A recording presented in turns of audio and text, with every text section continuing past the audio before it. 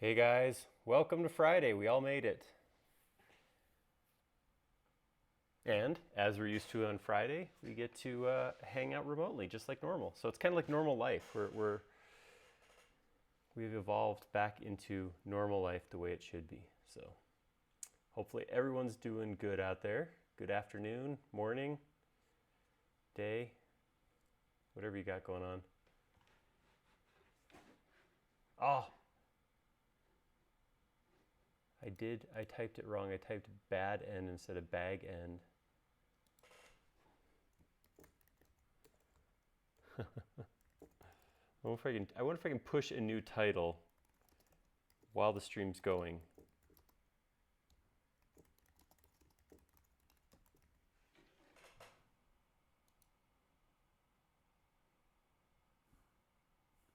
All right, let's see if that works better. Thanks for the catch there.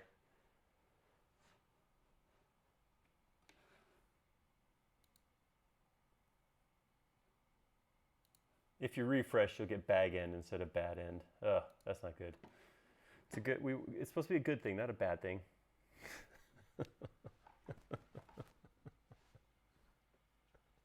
Oh, that's no good. Hey guys, welcome. We're here. We made it. I'm glad. It looks like people are. Yeah, I'm sorry. Jody and I were talking about something, and I went in to start the stream. Forgot to change the title, so killed the stream. Typed the title in real good. Mistyped something. But if you're really worried about seeing bag with a G end versus bad D, bad end, you can refresh the stream. We'll be here for a few seconds waiting. So hopefully everyone is doing well. I mentioned that today. With me today is Jody. Welcome back, Jody. Uh-oh. Jody's silent. Hold up one second.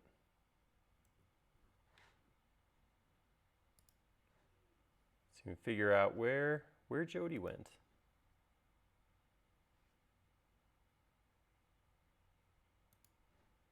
I'm here. Doorbell rang. I had to go get a package. Okay. I got worried. I got scared. All right. Not scared now. I'm here. I'm here. I'm for unscared. You. Okay. Jody's here. All right. Christopher Morin finally bit the bullet and got a second monitor set up so he can watch while working. Nice. Nice. That's multitasking. That's good stuff. Francisco is saying he's trying to set up his mouse, but he can't do it. Francisco, I would recommend hopping onto our forum and seeing if somebody can help you walk through that. Unfortunately, doing it over a live stream where I can't see your information and we have a 10 to 15 second lag is not going to be an awesome way to spend time. So hop onto the forum, make a post, and I'm sure we could find somebody that has that exact same mouse to help walk you through the process. Actually, before you make a post, do a search. Or do a search. There you go. But I would be happy to take a look on there later too to see if you got something. Yeah, I just suggest a search because you type a post, you have to wait possibly 3 minutes before one of the sages answers it. Wasted time, man. All right, welcome. Yeah, we made it here. This is, like I said, this is our other live streams are kind of a way to get out of the craziness that's going on. Friday's live stream is normalcy. This is where we usually are on Friday. So this is like settling into normal life and we don't have to think about what's going on out there. Hopefully everybody out there is staying healthy and staying sane. That's a big part of what's going on right now. Don't get crazy. The whole world's going a little nuts, but you got to do your part to just kind of keep it together. Be cool, be happy, have fun, you know. So that's what this is going to be about. We're gonna do Bag End, or the Hobbit hole from Lord of the Rings and the Hobbit movie. So we're gonna get in and start doing that. A couple of people are confused. I'm sorry, I started the live stream and then stopped it again and then restarted it. So if you were on that first live stream that said something like SketchUp along live or something like that, that was the wrong stream. It should be back. It's up running right now on both YouTube, Facebook, and it's up running on Twitch. So sorry for that confusion. We're going now. So hello, everybody. Welcome again. Let's potato jokes. Yeah, we're already started. I like where this is going. All right, so a couple things I want to touch on. I did make a forum post, so if you guys go onto our forum, if you're not already there, please hop on there, forums.sketchup.com. It's the best place to stay up to date. You'll be notified about things like when these live things happen. We're doing them a couple times a week now. It's also a great place to get questions answered and just hang out and talk about SketchUp. A fun place. So there is a topic pinned to the top, live modeling back-end in SketchUp. If you guys have inspirational pictures or information you want to get to me, this is the best way to do it. I do try to keep an eye on the comments, and Jody lets me know what's going on up there, but I can't get a file down from the comments. So if you have a picture or file you want to share. But before we go any further, speaking of unique files, I was reached out to by forum member Sebastian S. Earlier on today. So there he is now. Sebastian Ask if we get an interior. Watching on YouTube. So what Sebastian asked for was a couple of pictures of my face, which is not a thing that I get asked for very often. That was the first time, actually. And what he did was he took the headshots and used them to create a 3D modeled character which could actually live in the world of Lord of the Rings. So check it out. Did he make you into a hobbit? I think it's more of an elf thing. Like, he seems a little too slim to be a hobbit, yet he's got beard, so I don't know. Maybe it's my own character. Maybe you're a half elf. Maybe it's elfish, elf-like. So here, let me pose along. You can see it there. There it is.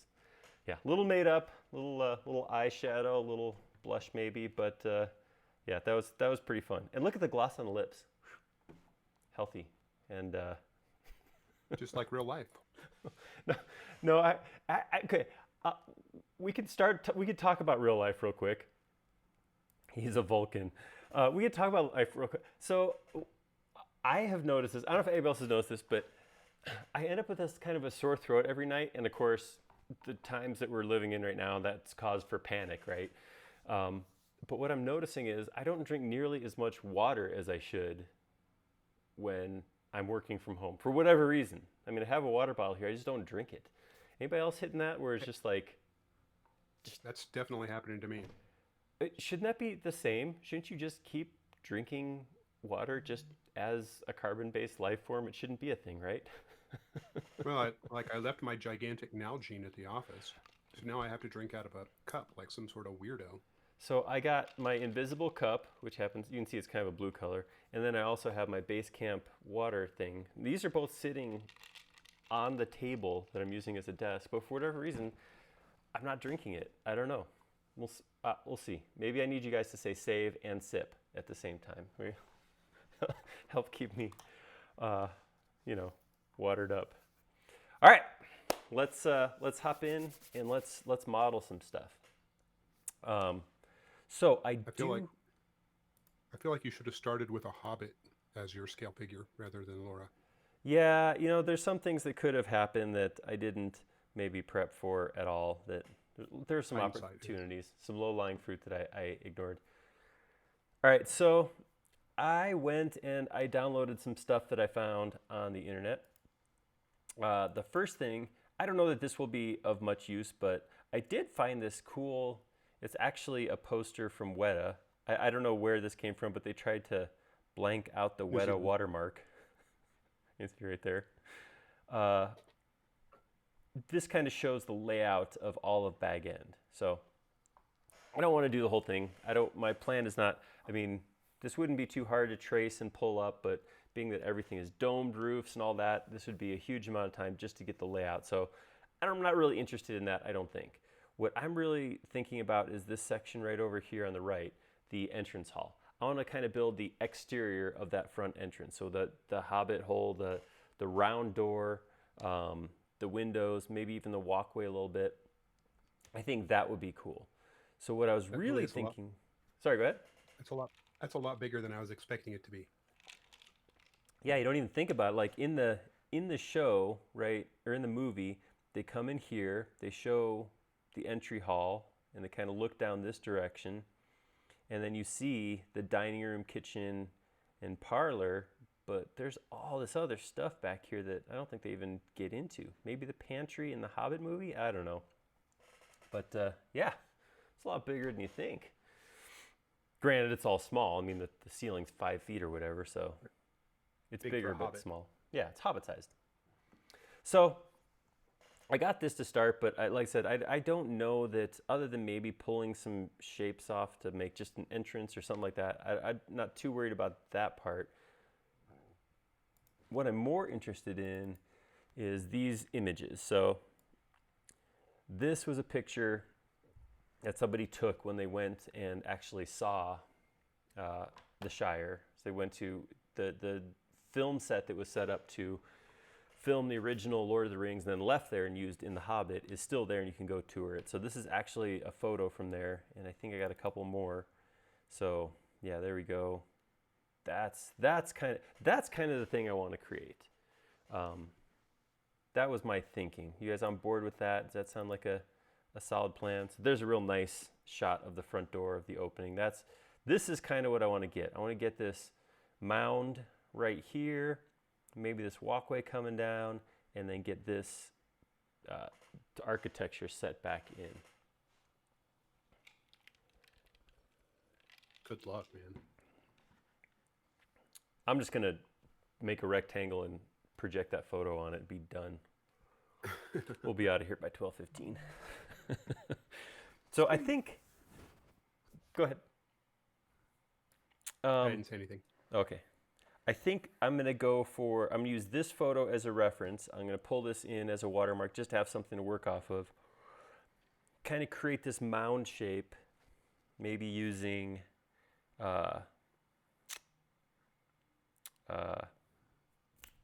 sandbox tools. And maybe we'll put this in. Maybe put the steps in. I was thinking what would be kind of cool is to use scatter to go in and actually put the grass in, but I don't really have a renderer up and running on 2020, right? Or since it's been a while since I've had a renderer running. So I was kind of thinking that I'll get the general part done, put this up, and let you guys go in and throw in the grass and that kind of stuff. We have a couple people saying they don't have sound. I can verify from where I'm at that sound is coming out of me. The stream is saying that we have sound. Other YouTubers say there's sound. Dominica is saying there's sound. I'm not sure. I don't know what to... you always try... Carson can hear. Maybe it's a bandwidth thing at the YouTubes. Yeah. What you could always try, I usually, if I have an issue, I'd try going on my phone just to see if that works. Not saying watch the whole stream from your phone, but that's usually my troubleshooting step, is to pull up YouTube or Facebook on my phone and just see if it's working. Or as they say on the IT crowd, turn it off and back on again. Always an option. All right, it looks like the majority of people have sound. So, yeah, it may just be silliness of some sort. I can empathize. I've been spending a lot of time. You know what I really like about this guy? Look at that nice smooth forehead, the smooth cheeks, smooth under eyes. Whew. That's makeup right there. That's movie magic. All right, that's enough of you. Looks very youthful. I'm starting to feel bad about myself. Okay, so what we need to start with, let me bring my image in. So I'm going to go to Styles. I'm going to go to the watermark. And I'm going to load in. Ah, crap, I wasn't paying attention to which one it was. Hold up. I'm going to do nothing, and I'm going to back out. And it was this one. Use this one. Yes. Front door 2. Okay. Try that again. Going to load front door 2. Load as a mark or a watermark in the background so it won't mess with my view of my model. I'm going to, as usual, stick it in the upper left corner. I'm going to resize that so that'll work. Okay.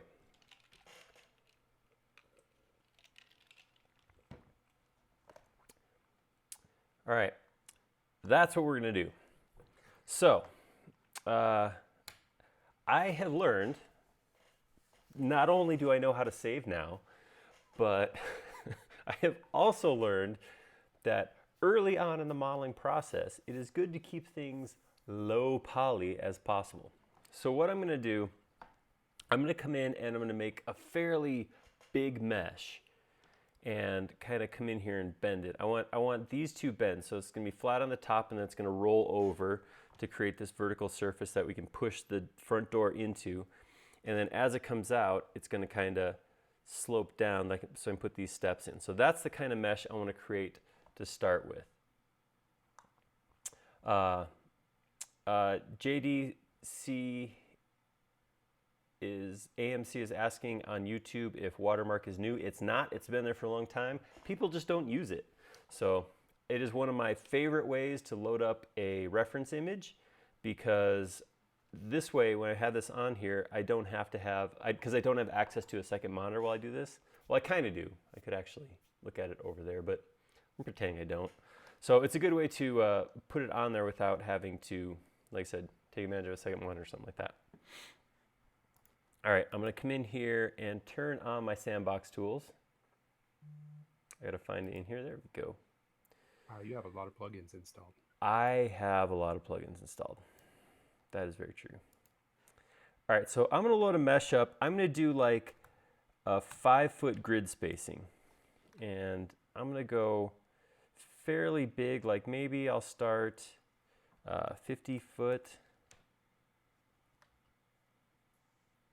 by 100 foot. That's not big enough. I'm going to do 100 feet by 100 feet.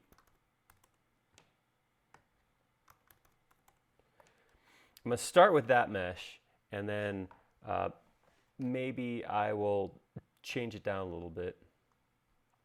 Christopher's saying he uses a square and puts an image on it, which is fine. The only problem with doing that is if I did, so like say Laura was my reference image, as soon as I go over here, I can't see my reference image anymore. By putting it as a watermark, see, it doesn't get in my way because I put it in the background, but I always have it on the screen as I model. So worth trying out. Not saying you have to use it. Nobody has. I'm not going to say you have to do anything you don't want to do, but worth trying it for sure. All right, so I'm going to grab my smooth tool. It's only got a 4-foot radius, which is smaller than one piece here. So I'm going to give it like a 50-foot radius, nice big radius. And double click to enter this. So I'm going to try raising this up. Working. It did come up, yes. Here's what I'm going to do instead. I'm going to come in here and I'm going to grab a section of geometry first. And then I'm going to use smooth to raise it up. So that's what I want to do. It's the wrong section of geometry. I need a much smaller section. So I'm just grab like maybe just like this much. Oops, I left my grid. Has thrown in a data point. It might be worth remembering. His estimations put the front door at about 4 foot tall. All right. Based on Bilbo and Gandalf standing next to it. That's perfect. We can use that to scale the model to the correct size afterwards. I'm going to go big because I tend to end up with fine models that end up causing problems. So I'm going to intentionally stay big, but once we're done, we can scale by that door. So that is a good number to have. All right, so when I come in here with pre-selected geometry is nice because it lets you grab weird shapes like this rectangle rather than working with a circle. but it does still use your radius as your sphere of influence. So it's going from these ones that I have selected, it's going out 40 feet with my influence squares here. So that's good, but that's a little too much. That's a little too much ground to pull up. So I'm gonna back it down to like maybe 25 feet. So half that. And then I'm gonna just pull that straight up. All right, and there we get, so I think that's gonna be kind of my shape right there. And then what I'm gonna do is take this whole front section, shrink my radius, like, we'll say like 5 feet. So it's only just gonna pull a little bit down. No, maybe not that much, maybe 10 feet, a little bit softer than that.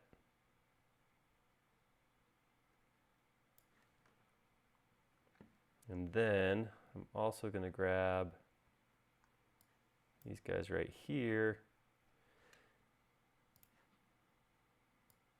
pull them down a little bit, and then after I've pulled that down a little bit, I'm going to change my selection. Come in here and turn off that square. Then when I go in here, I'm going to increase my radius again, so I'm going to go a little bit bigger. I'm going to go to like, let's go back to 25 and see how that works. Oops, 25 feet. All right, so I'm going to turn on just these 3 pieces in the middle. And pull that down.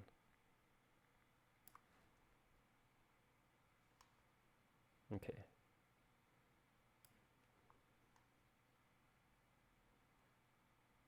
Kind of working. This part over here is, so I kind of got that shape. I need to go a little bit further with this. So what I can do,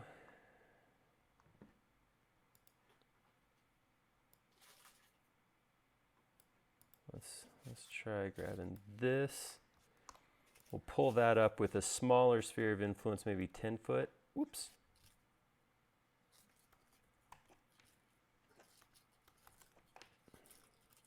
Pull that up. So this is a little bit of fine tuning. It's okay that's not perfect. I actually want an organic look, right? So I don't want this to be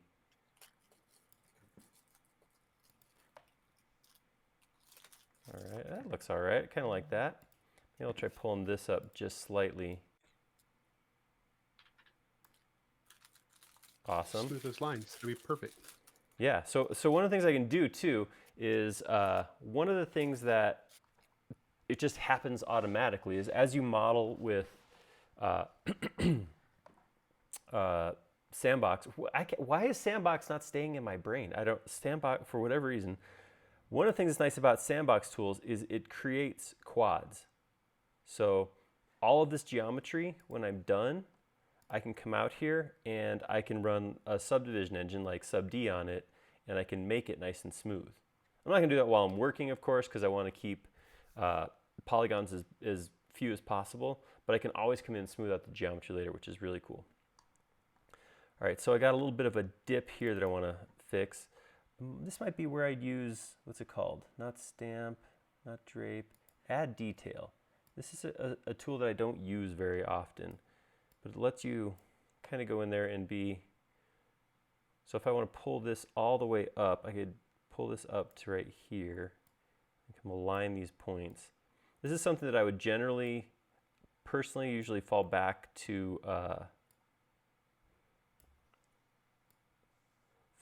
on vertex tools to do, but see, I don't really need to use vertex tools to do this. Maybe I'll move all this, smooth out that like that. Okay, something like that. All right, so there I can put my steps in. You know what, actually this looks, it needs to go a little bit further. So something else I can do, it's very easy. I do this a lot. You guys ever do this? You start using a tool and you think there's something special about the geometry you're doing. I do it all the time in subdividing. I do it in here. I do it in solid tools where I start working with a tool and I forget that I'm just making SketchUp geometry. So anytime I need to go make a change, so this looks a little too steep for my stairs. I kind of want them drawn out more. I can grab it, hit scale, and just stretch out this section. Works exactly the same. No difference to it at all. Cool. So I do feel like I want to take this piece right here maybe.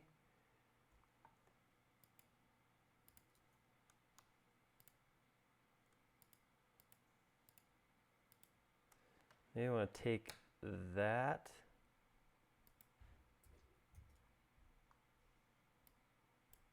Oops. Did I click on the wrong one?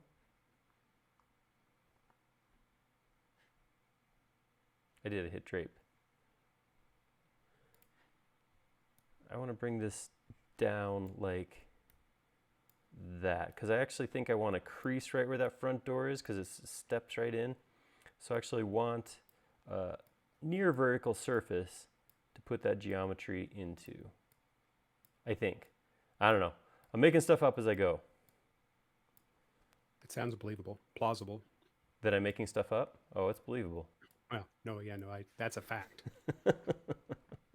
We know. We know. All right, so I think with that, this is kind of where my hobbit hole is going to go. You know, this kind of bumps out over here too. Maybe I'll do that just a little bit. We'll just take like this much geometry. Oops. Just that, and maybe pull it up a little bit.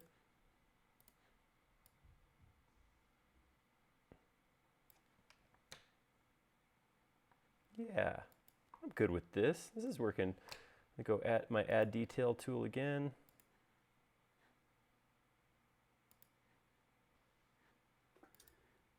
Oh man, come on. Get the tool. I keep hitting stamp instead of add detail. Just pull these vertices up. Your stitching obsession. All right, something like that. So that's kind of the look. So that's going to let me put that geometry right here.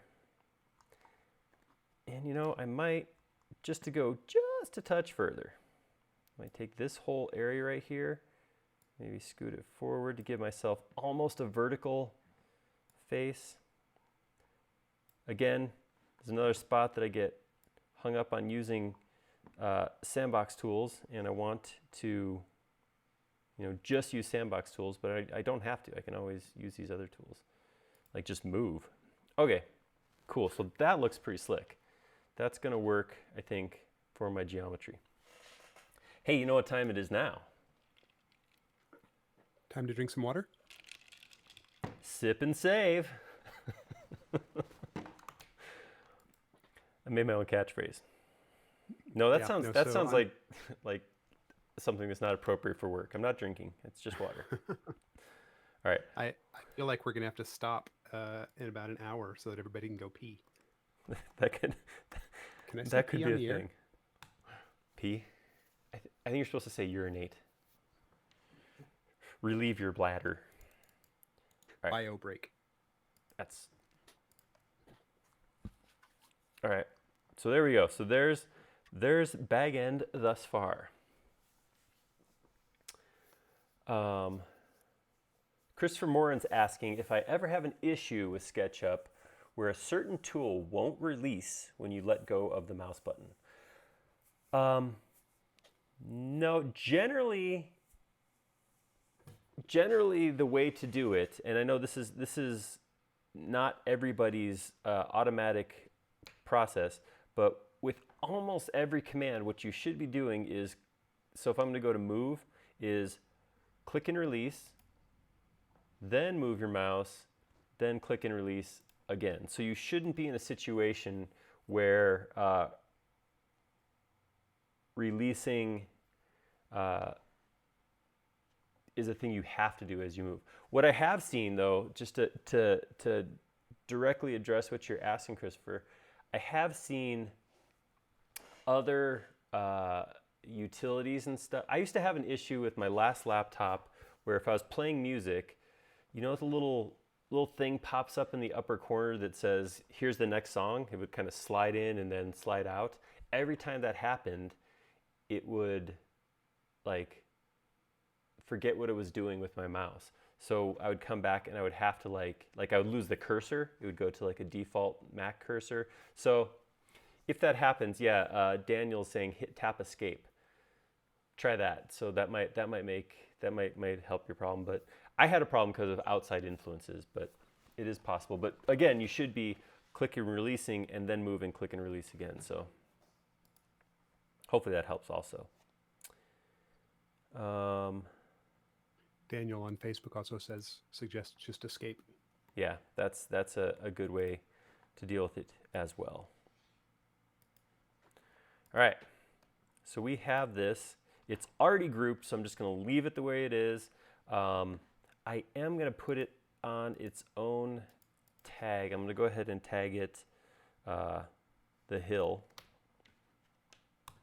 Tag end. Ooh, boom. Well, Jody, you can sign off. You've pretty much peaked. I'm out. All right, and now we're going to come in and build this. So my thought is to actually kind of build this separate, just construct this off on the side, come grab it, and then shove it into the hill and scale as necessary. So part of the reason I did that hill separate is so we could do that, and we can just build it right here.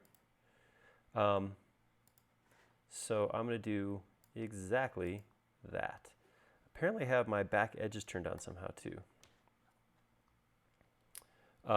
If you guys ever get that, you get this thing where it's semi see-through. It's not really, but you get these lines showing up. That's just back edges are turned on. And the default shortcut is K, so I think that's what I did. I think I tapped K at some point. I think it's also in the default bar here. There it is, the second button is back edges. That's a surprisingly common question that we see on the forums is, how do I get those dotted lines in the back to get rid of? Haha, just got you. Just beat you. Yeah, you're being the fastest at everything today. Whew. I should probably quit while I'm ahead too. Slow down. Christopher Moran saying you might have to sign out and watch the video later. Sorry you're having technical difficulties. All right, let's model this thing right here. I'm going to start with a circle dead center of this rectangle. This rectangle has no specific values, dimensions. I just drew a space on the ground and then pulled it up, and that was it. So I'm going to start with a circle, let's say this big. Pull that in a little bit, offset that, and then pull it again, something like that. So that, to start off with, that's what we're gonna have. So it does have bricks going all the way around. It looks like it has a big brick, then 1, 2, 3, 4, 5 small bricks, and then a big brick. Really super hard to tell how many there are, so there's going to be as many as I want. That's the official count. What I'm going to do is I'm going to come create that geometry once and make it a component and then just copy it around the circle. So maybe I will start by offsetting this, and then I'm going to make a section of brick that is 2 segments wide, like that. So I'm going to put brick detail inside of this and then just copy it around. I'll come in and offset this slightly, and then go like that, and I'm going to select this line and say so I'm really hoping that the number of bricks you want is the same number of segments that you wanted in that art. I wouldn't be surprised if it works out that way.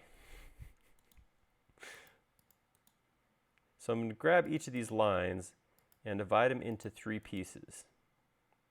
Each one, though, even though it's a single segment, it's still part of a curve, so I do have to explode the curve, before I can divide it. Right now, this is still a curved line. If I look over here, it's still called a curve, even though it's a single segment. But if I explode it, it becomes just an edge. And an edge, I can divide like that. All right, so what I'm going to do is I'm going to go like that. This one is the one that goes just past.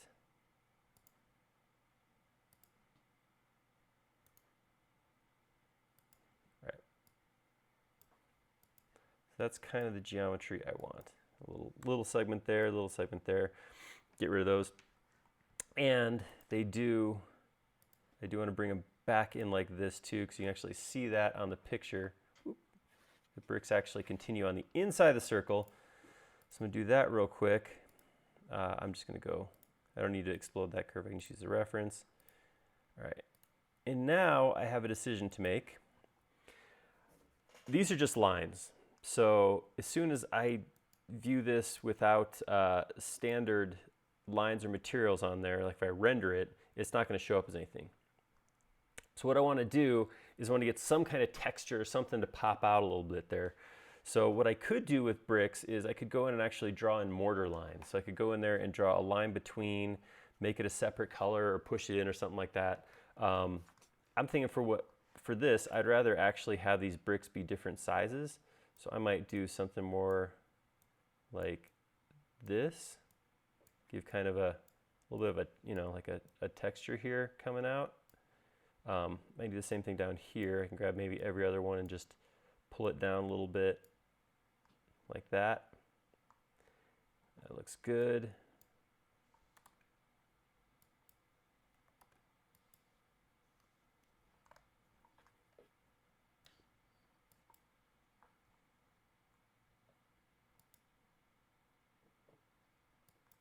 All right. Cool. I'll do the same thing up here. I'll pull a couple of these just past where they end, just so I can get a little bit more like that. Perfect. I'm going to grab all of that now, and I'm going to make that into a component. I'm going to call it bricks. Replace selection with components. That's great, because once I do it, it's going to be there. And I can take that now, and I can rotate it from the center of the circle, go from this one option to here, and then do that 11 times, 23 times. There we go. All right, so there is my exterior of my hobbit hole. Hey Dave, welcome. Better late than never, right? That's the thing. A saying. Somebody says that. That's something somebody said one time. Whilst I save, I'll answer some questions. Nobody has any questions yet. Do you use your mouse for everyday modeling? I do. Actually, I try not to be too dependent upon it, so every once in a while I will do something without it.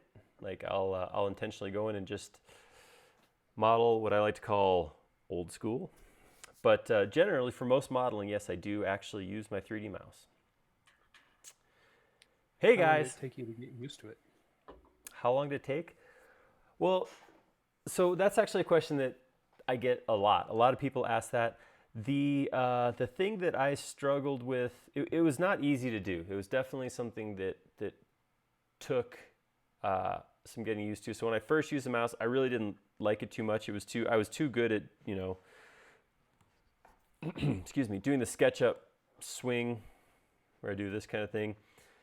So when I first used it, I didn't like it. It felt slow and clunky to me. So what I did was I went into my Logitech presets. This wasn't the mouse I had, but I disabled the scroll wheel on my mouse.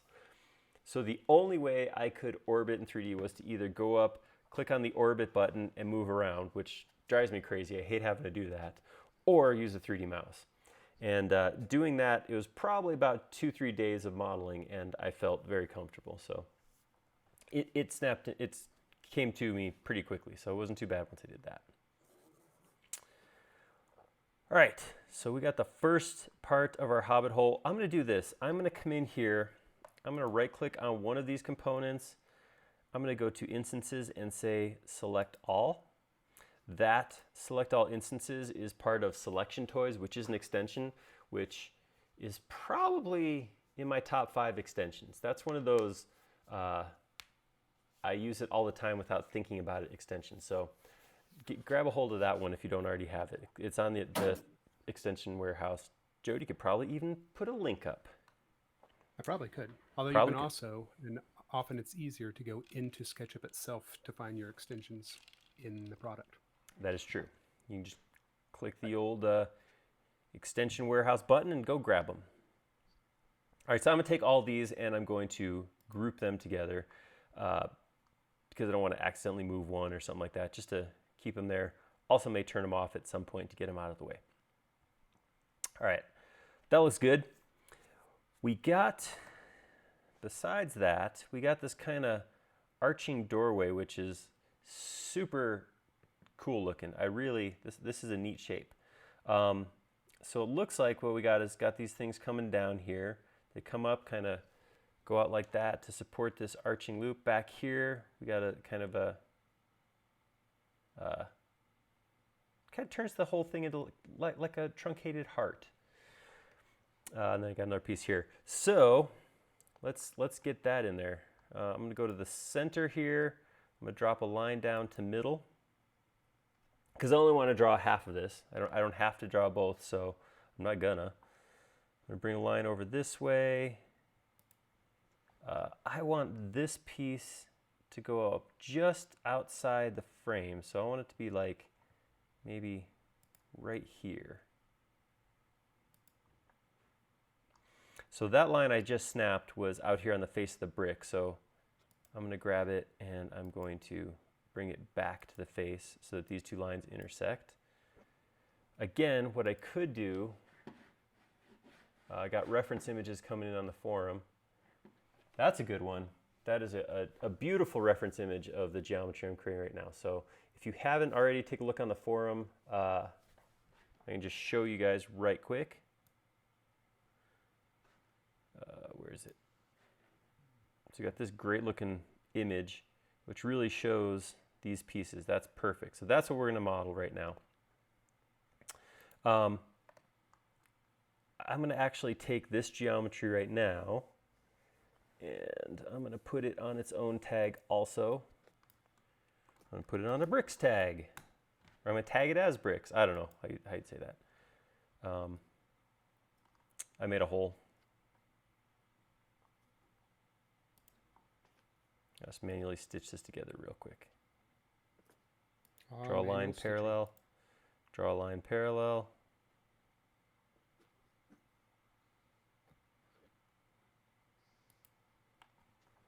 I close up that front part, and then what I'm going to do is grab this line and just move them right back here. And if I just trace them, it should start closing up geometry, and then one more like that. There we go. All cleaned up. I kind of had a feeling that was going on under there, but I was enjoying drawing bricks, and I figured I should really live in the moment. Not worry about. I've been reading that mindfulness is really important in this in these new trying times. Know what you're doing and why, when. Yeah, absolutely. All right, so continuing on with my shape here, I have my little beam kind of like that. That's going to come up here. That's going to come over here. Actually, bring that over. Dave called those corbels. Of course. Corbels. Corbel. Sounds fancy. All right, take that. Option copy it over here. Whoops, I missed. I've done this several times. I don't know if you guys saw that. What was happening is my mouse was running up right against the edge of my power cord right there, so I couldn't get it to where I wanted to move it. A physical issue preventing my digital design. I've had this happen too. This something over here is just the right height that it actually hangs up the lip of my mouse button, so I can't actually left click if I'm not paying attention when I run my mouse up into something. Ugh. You'd think the designing the digital edge Where's would the be wireless easier. power? What's that? Where's the wireless power? You've got a wireless mouse. That shouldn't. I do, but I'm not that fancy yet, I guess. Oh, okay. I'm gonna put an arc right here. Kind of looks like it goes something like that. Put another arc.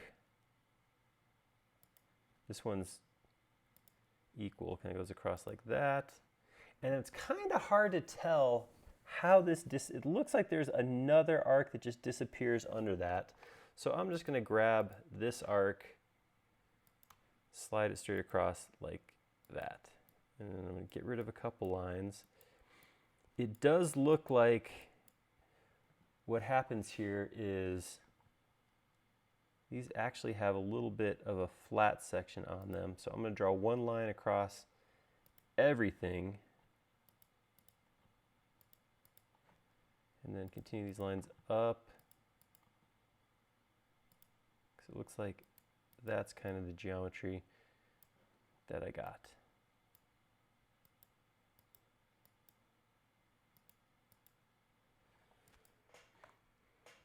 All right, that's gonna work for what I gotta do right now. I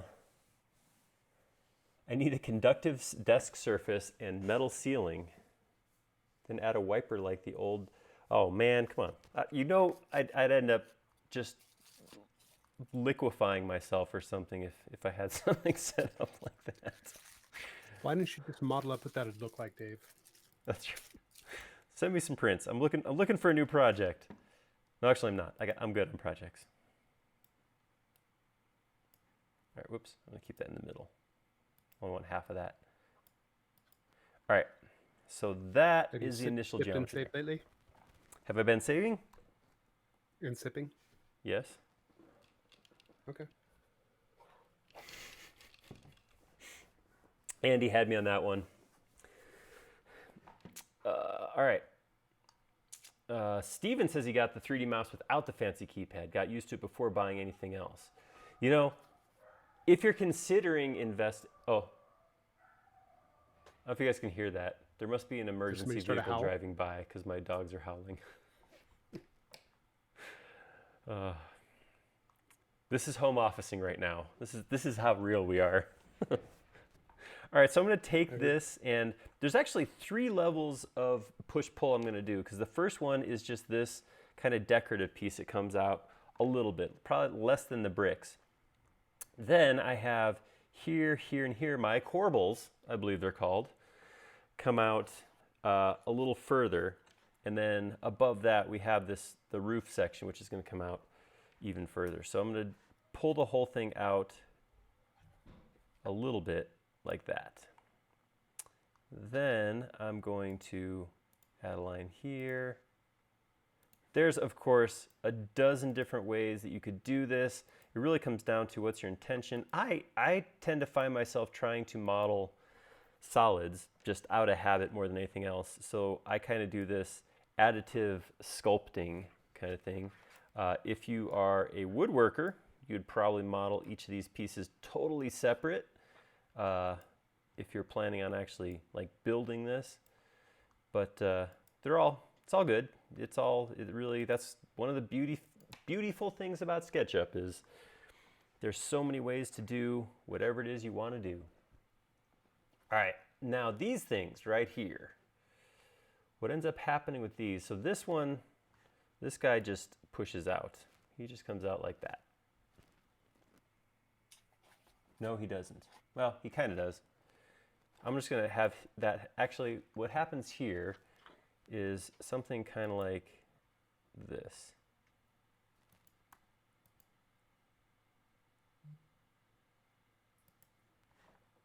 Oops. Nope. I'm undoing. I accidentally Was that on a stream or was it a video that I referred to redo as undo? It happens. That's what it is. Undo. So is a redo an undo, or is that just four undos? Ooh. That's Inception stuff right there, Jody. It is. I've got a migraine now. All right, I'm gonna pull this out to about. I want it to come all the way out here because the arch roof there actually is it goes this way and this way. So I'm only gonna come out not all the way out as far, but I'm gonna come back maybe not quite to center, but somewhere in between, like that. Do the same thing here. And then what I'm going to do is this is going to get an arch that goes like from here. Well, here. I'm going to borrow this line right here. That's going to give me a point to pull an arch from. But it's not like I can't just take an arch like this because that's not the correct geometry. So I'm going to go to draw, grab me Bezier. It's going to start to come back like this. And it's going to pull down. So I want to arc more like that. And to get that over here, I'm going to grab this geometry before I push pull and copy it right. Whoops. There we go. And I can push that through. There we go. I can alt erase that, and now I got those two pieces right there. Cool. Looking good still. It looks like I'm going to draw the roof as a separate piece, I think. So I'm going to grab all this and make it a group right now. Because... oh, sorry. Yeah, I got distracted. I got excited and started modeling some more. Somebody was asking about their mouse. They said that they started with the cheaper Space Mouse. I think it's $99, where it's just this puck and a weighted base, and 2 buttons. I think there's a button on either side, maybe 1 button. But it's a great way to learn if it's going to help you in your workflow, in your presentation style. So it's the important part, it's just this part. And what you can do is you can get used to it. You can find out for $100 if you like the process. Because if I go in there and I start using it, I'm like, no, I just don't like the way this works. Then I'm out $100, probably sell it on eBay for $80 and be good there. If it turns out you really like it, then you can think about upgrading to, there's 2 different versions. This is the Enterprise, that's the top one. There's one just below that has, I think, 8 or a dozen buttons, fewer buttons. You can go to that.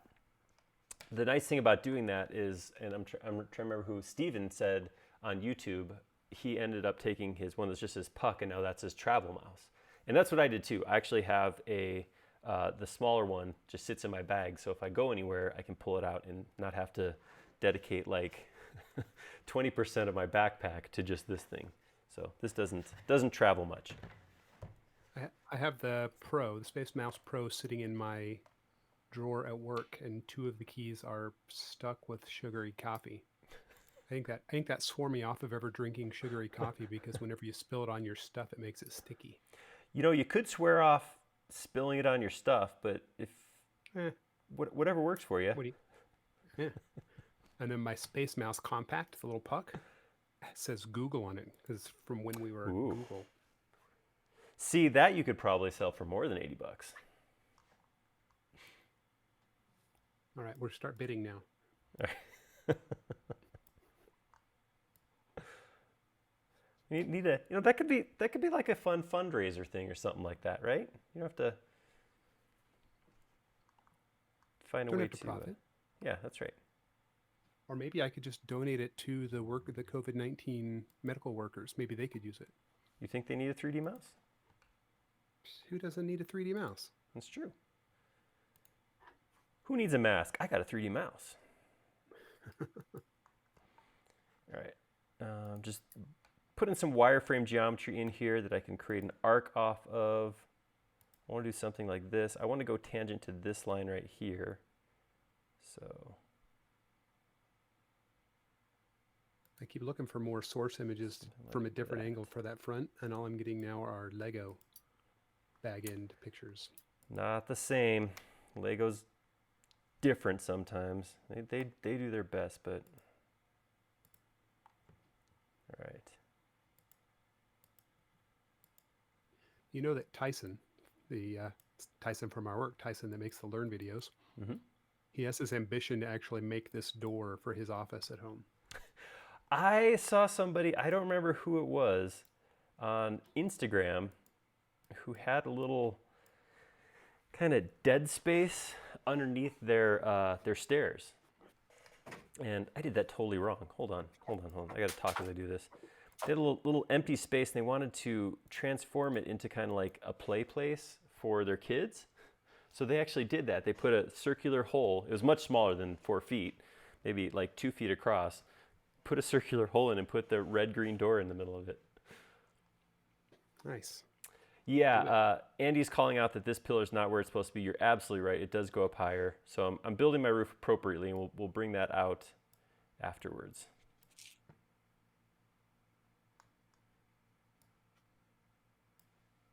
All right. So I'm getting that initial geometry. That's going to come out a little bit further then, so I can cut it back. Something like that. And yes, we got to come in here now. And this section right here,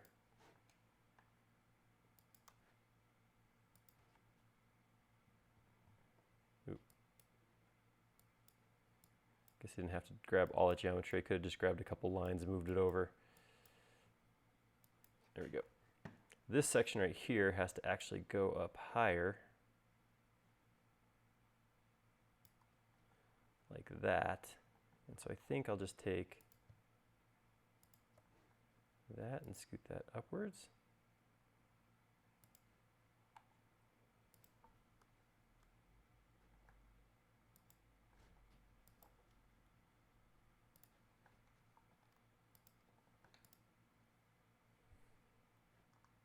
Okay, I think that looks closer. Actually, it looks like I need a, oh, hold on. I still got to cut this back. So I have this grouped, and I'm going to take this, make that a group also. And then what I'm going to do is I'm going to go from this point straight up, this point straight up to the same height. I'm going to draw a quick rectangle between the 2 points. And now I'm going to put an arc like this. I'm going to pull it out. I don't want the arc to lap. Actually, here, I'll just do this. Draw a line like that. That way I have something to pull tangent to.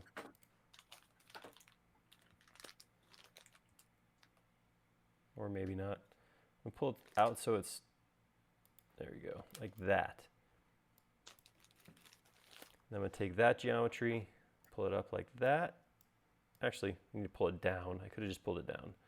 But take that straight down like that. So the 2 overlap. And now I can triple click and make this into a group. This is solid. This one over here that I created, it's not solid. Let's find out why. Because it's got one internal face, all fixed up. And then what I can do is use my solid tools to say, take this and subtract it from this. And now we got our nice curving shape. That looks good. That's going to work in that thing. Come in here, I can pull this out a little bit further. And it does have, actually, this is not the shape that it has. It does something more like, actually, I should just, let me do this. And pull this back out here and get rid of these lines. Because what it does do,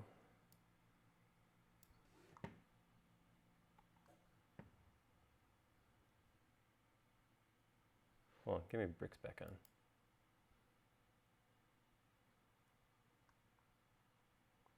It actually does something more like this.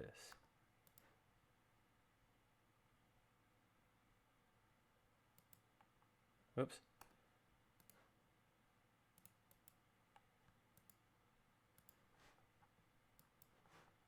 Uh-oh, somebody's calling your snacking out, Jody.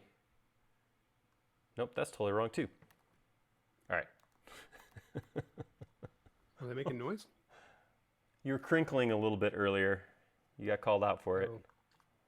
Yeah, no, that was me opening my new fluffy pillow that I just got. That was the package that arrived. I had to open it so that it defluffs before it's time to sleep on it. Or fluffs. It's defluffed right now. Ooh.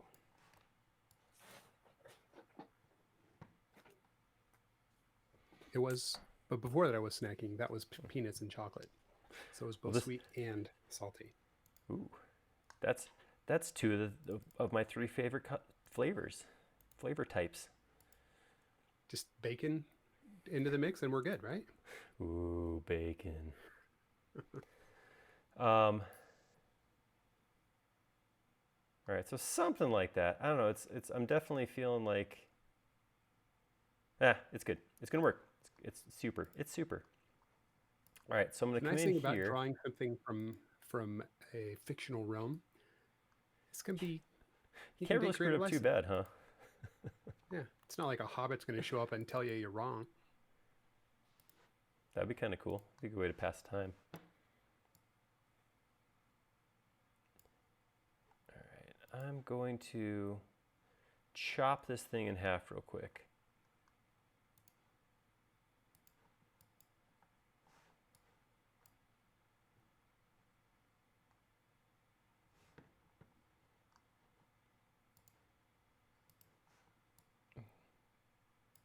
There are better ways to have done this. I'm kind of just running with this right now. I gotta get rid of my bricks. Don't want to snap to that.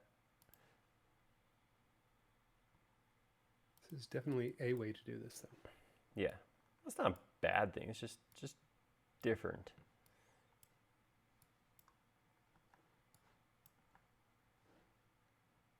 Uh-oh. Nope, I lost some important stuff there. Oops. All right, that I want to keep. That I can get rid of. All right, there we go. I want to get rid of that half because I don't need it mostly. Where are my bricks at?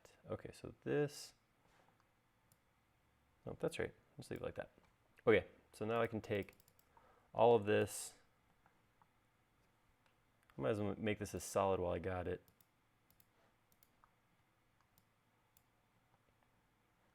There we go. I'm just gonna, actually, let's use Keurig mirror. Mirror that over this side, option to keep it. There we go.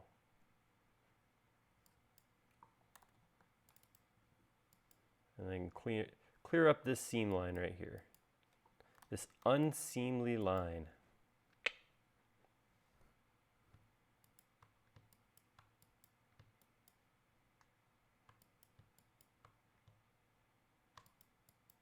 All right, get rid of these lines too. Just hide those. Can we lump your erase hiding away lines into your obsession with stitching? Yeah, I know I could use cleanup and have it all done at once, but there's absolutely something about that I know I spend too much time and energy doing that, but it's gratifying on some level. I don't know. I'm gonna grab all of this and I'm gonna mirror this also using Keurig. Modifier key, click right there. And then I'm gonna actually run solid inspector on it to get rid of my internal face. And then I'll just triple click and soften that. There we go. All right. We're getting there. We're getting something. Moving along. Now we got some windows to put in. Looks like these windows fit pretty closely inside this shape right here. So I'm gonna start by tracing something like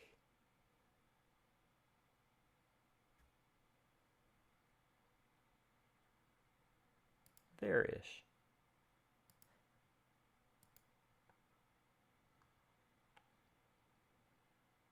How high does that go? It goes about that high, okay. And I'm working outside of my existing geometry, so this is something just brand new, fresh geometry right here. I'm gonna go ahead and grab an arc, put a full half circle on this thing.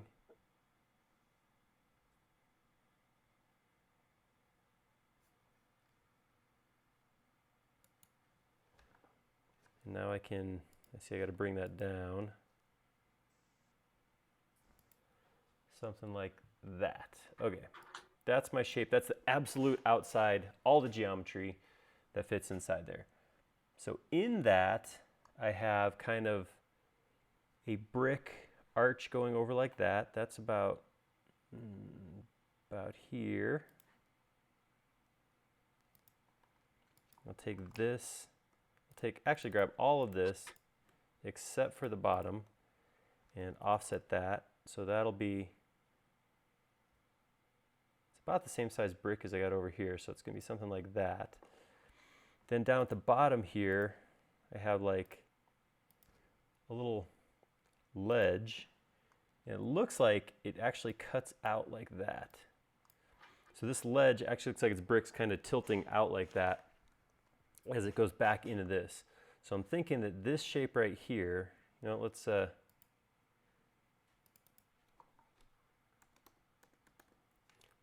keep tagging. That way we can turn things off. So I'm gonna turn my entry off. What I'm learning from the source images is you just plant enough stuff in front, and then the details don't have to be That's logical right. or even obvious. Yeah, I'm picking up on that too. I go like that, and then from the center of that arch,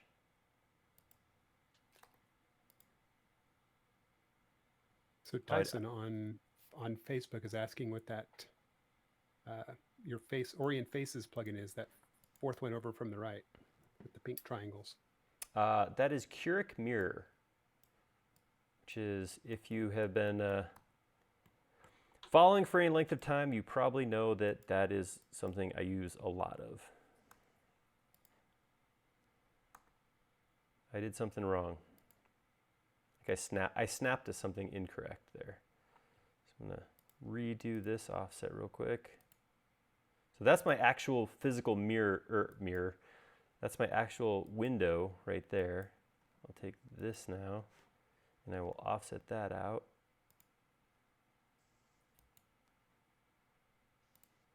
Like that. Okay. Oops. Get rid of that little extra. I staggered. All right, so I'm gonna push this in some amount. And then, like I said, it looks like I got something kind of like this happening on the bottom.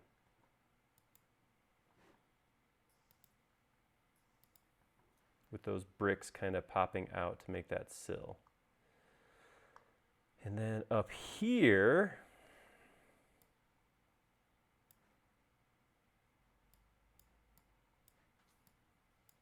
I'm gonna have to make this all into some bricks too. This maybe doesn't go that far in.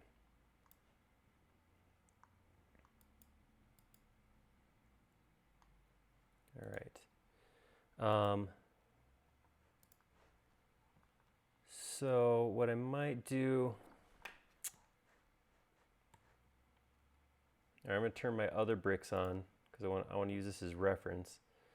Because I'll take this line right here and divide it.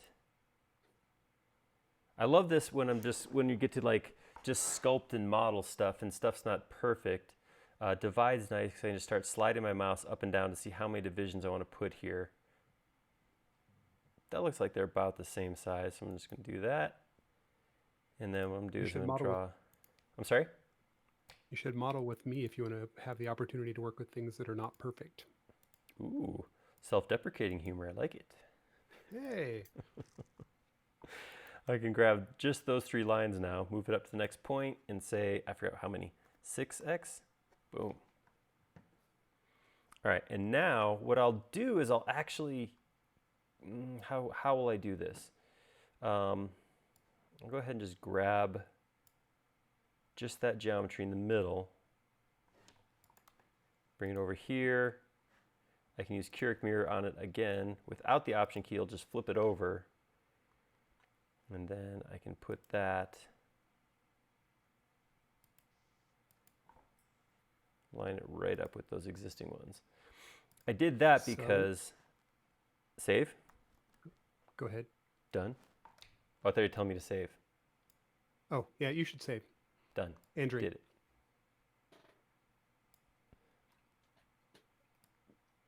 I think I got to slow down on drinking. Yeah, I think I need to go refill. And then I'm just going to do this and just kind of, again, give myself kind of the appearance of these bricks being offset ever so slightly. I'll just do that in every few bricks. I'll just push in or out, something like that. And I did this, I copied this geometry over here first because this way I can actually come in here and get a totally different look than what I have over here. So my bricks will be offset a different amount on both sides, unless I accidentally do them exactly the same way on both sides, which I doubt I would do, but stranger things have probably happened, maybe, I don't know. All right, so that gives me my bricks on the side. Now again, we're back to this thing. I got to figure out how to put in a handful of bricks going around the outside. So I'm going to start by getting my headstone? No, capstone? What's the thing at the top? Capstone. Capstone. Keystone. Keystone, there we go. Gonna get a keystone thing going on first. So this one will go... With the nasty beer. Keystone hater, huh? I got no opinions on that one, so I'm gonna take that, I'm gonna grab it, grab that geometry, and then just in the interest of doing exactly what I just did, I'll grab it, Option, copy over here, I'm gonna sneak up on it, 10x, 11x, just gonna do that, and then I can grab it, and same thing here.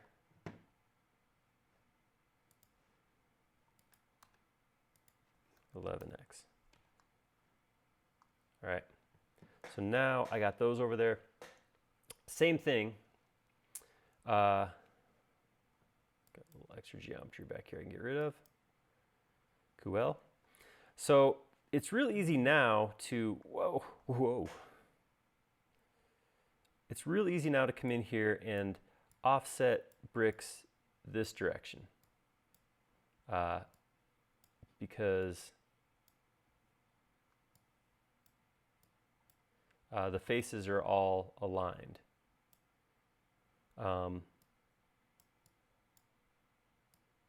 What's not as easy is offsetting the other faces because I have curves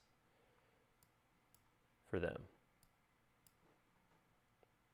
So to offset this direction, there's a couple things I could do.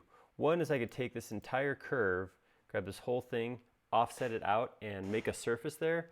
And then I could individually pull them up this way in plane to make individual offsets. But what I have to do is I have to do an offset line for each individual length I want to do. So it's not quite as simple as what I'm doing here. The other option is to use an extension, which is what I'm going to do. I'm going to come up here and my toolbars I'm using so far. I'm going to go to my tools. I'm going to go to Fredo 6 collection, and I'm going to grab joint push pull. And I'm just use the standard joint push pull. All right. I don't need to keep the interior face.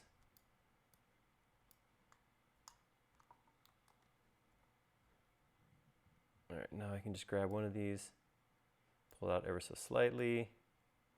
This is nice because it will work on that. This is my caps or keystone. I'm just gonna go up a little bit bigger. Whoops. So you might lose some people on the fact that you are using push, or using move, or using push pull, or using this is joint push pull. This is an extension available from a developer called Fredo 6. Cotty said that it has a random option. It does? Well, how come you didn't tell me about that before now? Sorry. In fact, he's telling you 15 seconds later than would have really been useful. That's right. We're committed now. You know, I have to do the insides too, so hold on just one sec. And all right, so there we go. Got the outside done. So let's learn about this random option. Let's go back into, do I have to pre-select? Let's see. I'm gonna guess that I have to select my geometry first. So I'm gonna walk around here.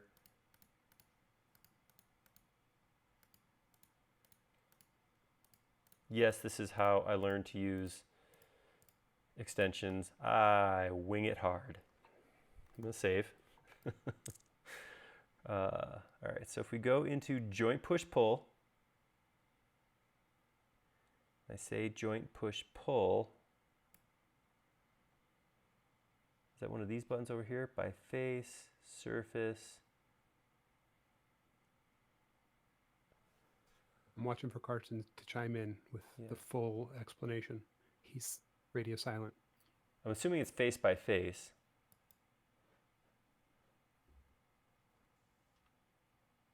Extend options. Whoa. Oh, so much UI. All right.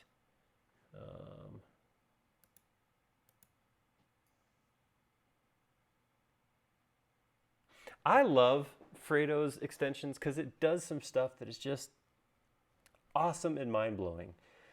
But I always have a hard time with the UI. Like I mean, it all makes sense once I drill into it, but I always have to spend some time figuring out what stuff is. So, I don't think I did that right. Is joint push pull the same thing as joint push pull interactive? Or does he have two versions? He has two versions. So interactive has the random offset for some tools. Oh, maybe that's not it then. Maybe I don't have the right one. All right. I've played the game of let's watch Aaron use an extension he doesn't know how to use. It's not fun. So I'm just going to go back in here. I'm going to go back to Fredo collection. Cotty said extend options. Yeah, I did. I looked in the options and unless there's something else in here.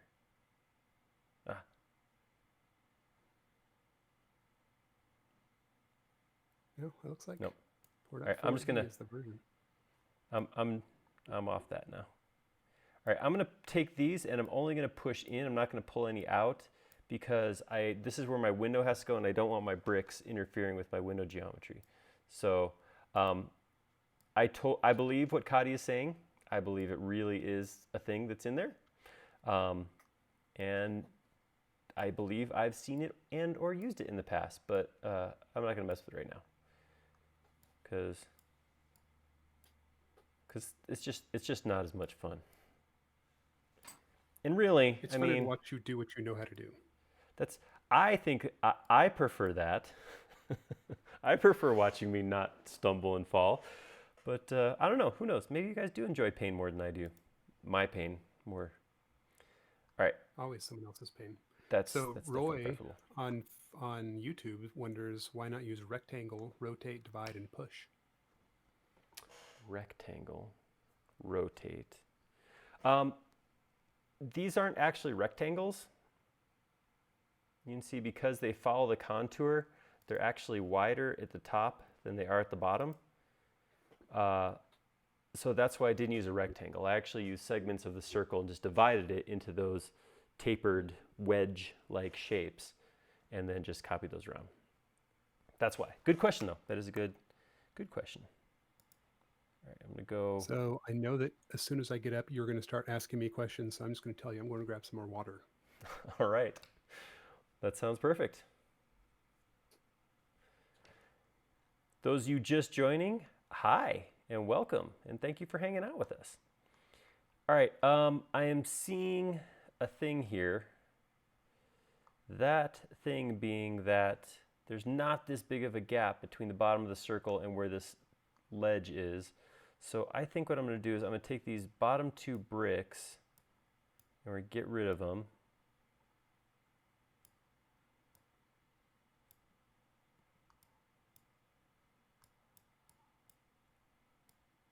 Like that. Whoop, whoop, whoop. Over zoomed. That looks good. Do the same thing over here. Come over here. Push this one back flush. Push this one back. However you like. Just get rid of that geometry. Little wrecking ball thing happening there. Oh man, I have definitely struggling a little bit with the 3D connections. I'm actually using the 2019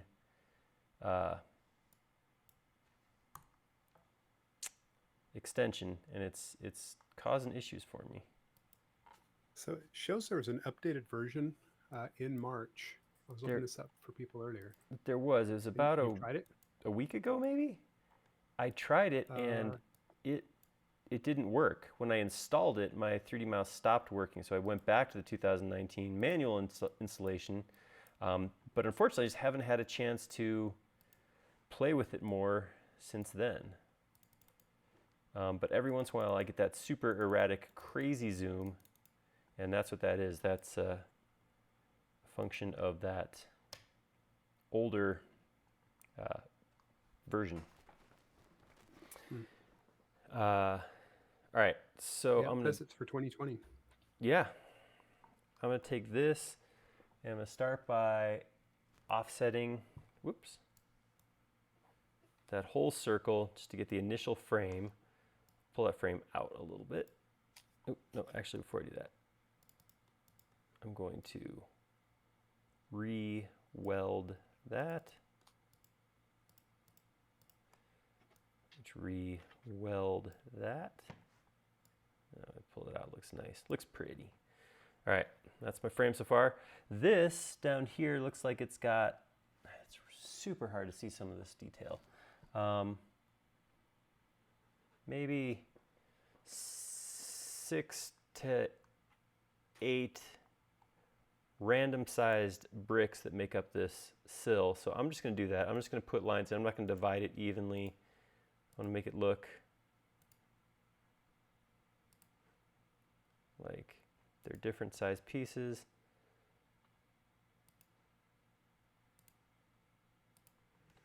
And then same thing. Actually, on this, I'm going to do the same thing I did before. Pull these lines across like this. And then I'm going to use joint push pull again. But I'm going to use a specific function in joint push pull. Actually, I could just, doesn't matter. Joint push pull has a couple cool ways it can work. One of the ones I really like is pulling on a specific direction. So normally, anytime you do push pull, if I grab it on this, it pushes what's called normal to the surface. So that's basically 90 degrees straight out from the surface. That's how push-pull works. Joint push-pull has a function. Let's go grab it. Called vector push-pull. Now, what vector push-pull will allow you to do is move just on that one face. So I come just straight out and I don't have to worry about that snapping at normal to the face, because it's only going to come straight out like that. So that gives me real easily that kind of bumpy look. Let's see, same thing here. Let's go. If we go vertical, it's going to look like that. Over here. But if I go,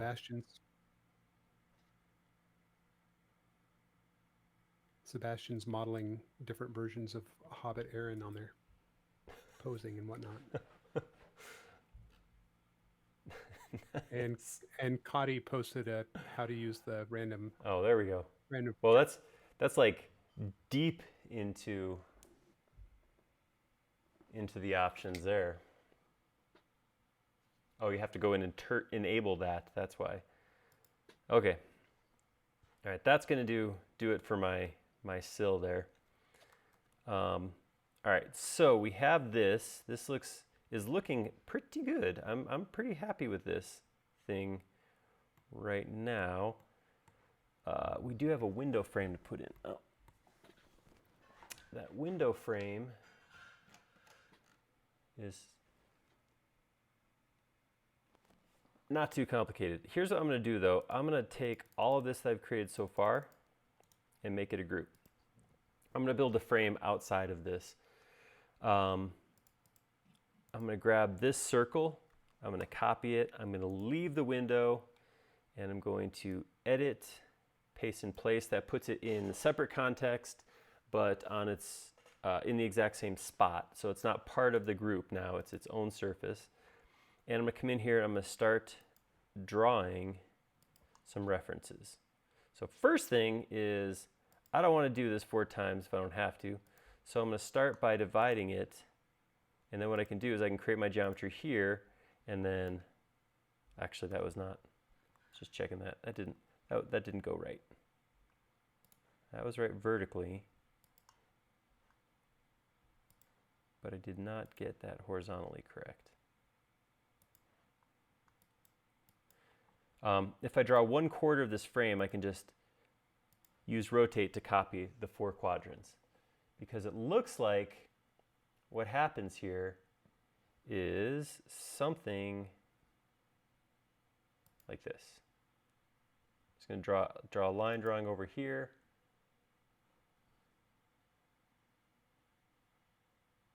A midpoint right here. And this goes like that. So that shape repeats 4 times. Obviously, it's not just this shape. I want to actually have some depth to the material. So I'm going to come in here, grab these 2 lines and offset them. And I'm going to offset them a specific amount, or a amount that I want to keep track of. Yeah, I'll say 1/4 inch. And I'll do the same thing here to this section. Offset that. 1/4 inch also.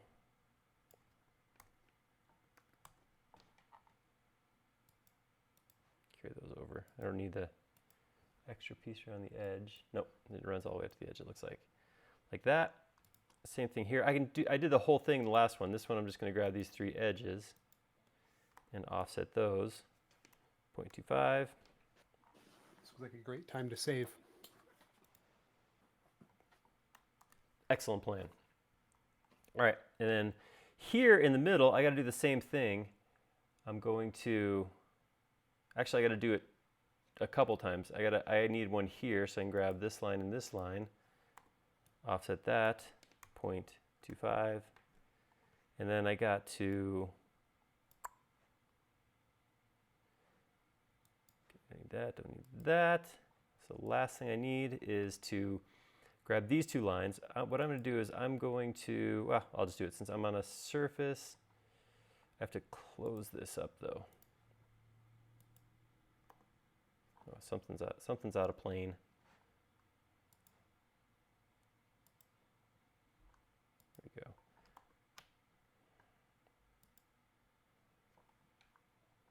All right, I'm going to do this way instead. It's part of my effort to not chase problems, just to let it go and get it modeled.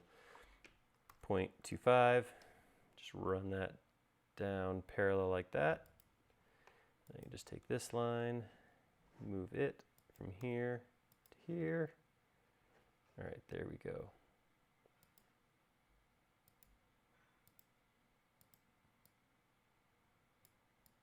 All right, now taking just the geometry I need, get rid of everything that's not necessary.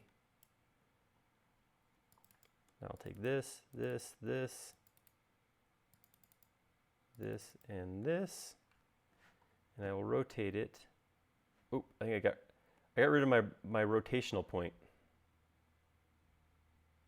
So I'll rotate that.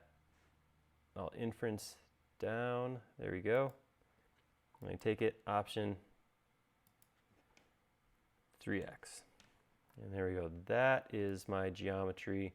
So now I can just grab just that piece, pull it out to create those mullion-y things. And then last step, I'll probably delete these extra planes.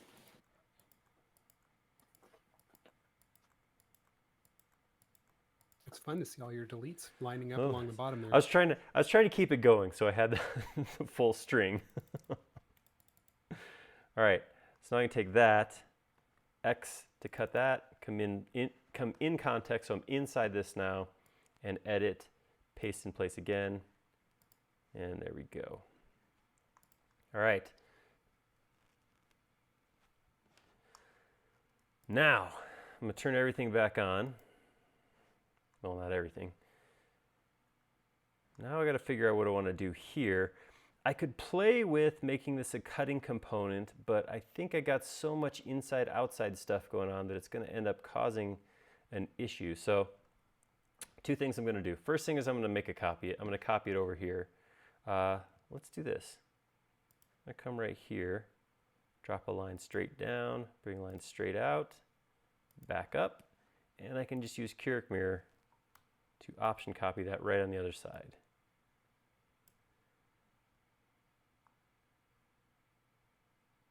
All right, now, and look at these, and I can see they are too high up. They should be down, like right there. Cool. The other thing, so now I got to do something about this mess. So if I come on the inside, this is going to be my easiest solution, I think, is to start a rectangle at that corner.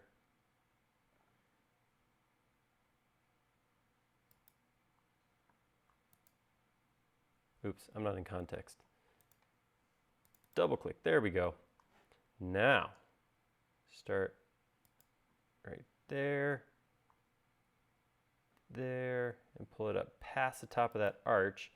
Then I can just pull that in like that, and that should give me what I'm looking for.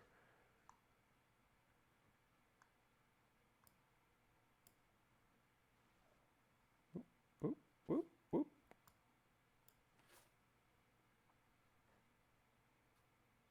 All right, same thing over here.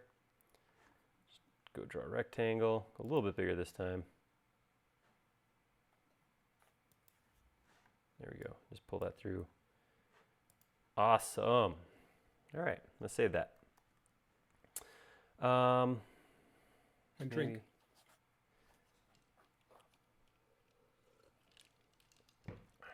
Yep, definitely have to bio break in not too long. Oh, isn't the human body just so much work sometimes? This can be horribly inconvenient. Seriously. At least you got thumbs, so. It's true. Got that going for me. I do want to try and just make sure I keep this filled in back.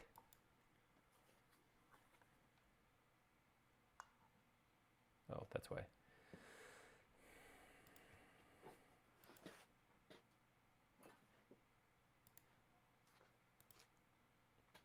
Just going to create some geometry to push-pull to fill in the back of this shape. There we go. Oops.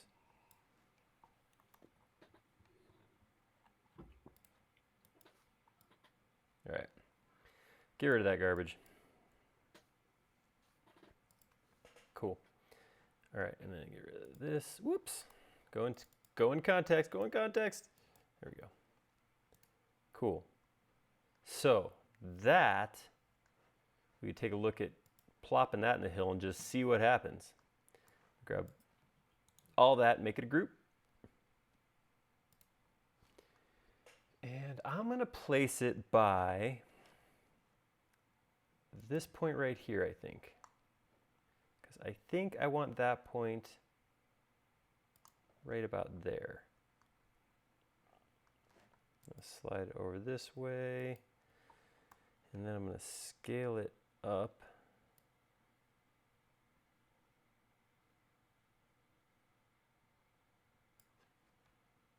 About there.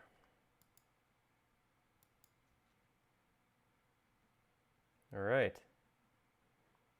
I'm liking this. Now that I have this geometry, I can go back to working on the hill. So I can come in here and I can say, okay, grab all these pieces. And I can just use move to slide those forward a little ways. You know, as I'm looking at your version, I can't help but think that hobbits have to be tripping over that door jamb on a regular basis. I thought that when I saw the movie too. I mean, mine's only like half an inch or a quarter inch for just like the little lip around my storm door, and I still catch that thing. And you know, it's even worse because they got bare feet all the time. They don't even get to like, ow, come on. Maybe there's a level of awareness that comes with being barefoot all the time. You know, do you remember that, what was the name of that survival show? Dual Survivor? It had that army sniper guy and that dude Cody with the, like these long braids, and he hadn't worn shoes for something ridiculous, like 17 years. But he was like on this survival show, and he would walk around very, very slowly. Oh man, Did he wear a kilt? Because I feel like that's also a survival thing. I think that's just keeping it real, being fresh.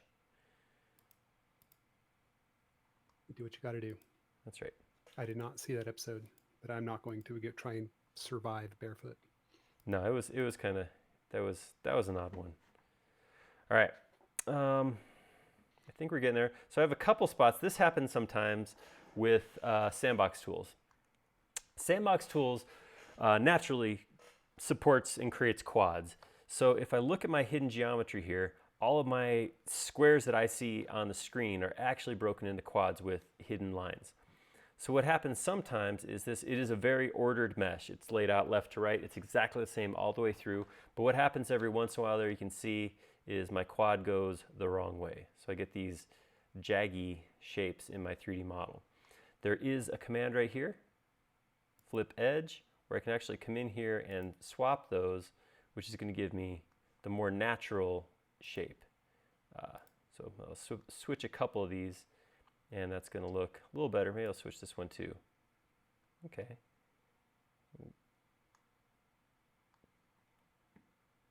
Definitely have to do some work there. So I might keep using switch to just flop these the other direction. Nope, that was the right way. So I can actually use this switch axes as kind of a sculpting tool to bring stuff out. Eventually, I got nothing left to swap here. I'm not in a quad point anymore. So this point, I'm actually going to have to move out to get to work right. But that's looking better. Actually, I might do that one more time and just swap this one too.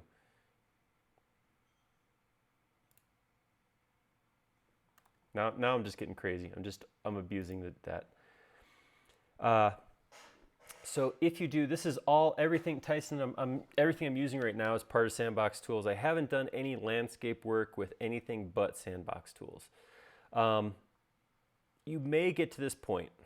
So I'm at this point now where this point has to move out, right? This is the way this is tucked inside. That's not going to work. So how do I go about cleaning this up? Remember, I'm still in SketchUp. Like I was saying before, I said this like an hour ago. it's easy to get inside one tool or one tool set and just want to keep using it, keep using it, keep using it. And it's easy to forget, oh, I can't use flip to do this. I can't use add detail to move this point any way other than vertical. So how do I get this out this way? Well, again, I'm in SketchUp. So what I'm going to do is I'm going to go to stay in context. I'm going to hit move and grab this point and then just move it out along the red axes.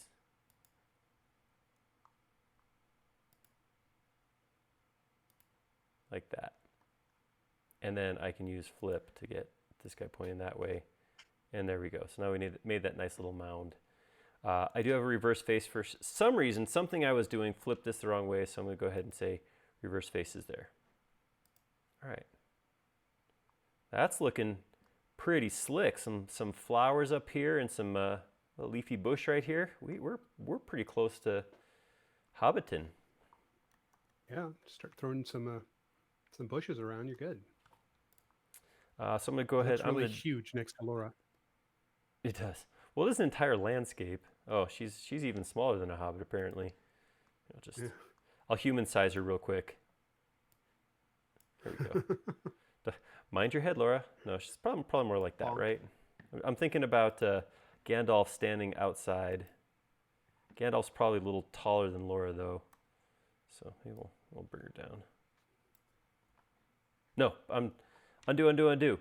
I'm going to scale to 4-foot door after it's done. That's our thing. Speaking of doors, so right now, all I have... Gandalf is 5'11". Sir Ian McKellen is 5'11", or Gandalf is? I'm going to pretend they're the same guy. Ooh, I like that. Commit to that whole thing. Okay. All right, so do you want to make this door a separate piece, or do I just model it right into the face here? What do you guys think? It'd be nice if you could swing it open. Ugh. I didn't ask you, I asked the viewers. Oh, sorry. I'm just faster than them. I'm looking at that picture also. It's a tremendous fire hazard. It swings in. I guess my front door swings in. Yeah, most doors do. What got me is like looking at it. So, all right, here, let me start by doing this. Let me come back here, and I'm going Thank you, Blake. Blake agrees. It'd be nice if it could swing open. Okay. All right. For Blake, then. All right, I'm going to take this through. I'm not going to model the interior, but I do want to get kind of a cavity that we can go into here. I can push that back as far as, oops, we need to then. The thing that got me about it is if you look at it, I'm gonna copy this, come out of context, and paste this.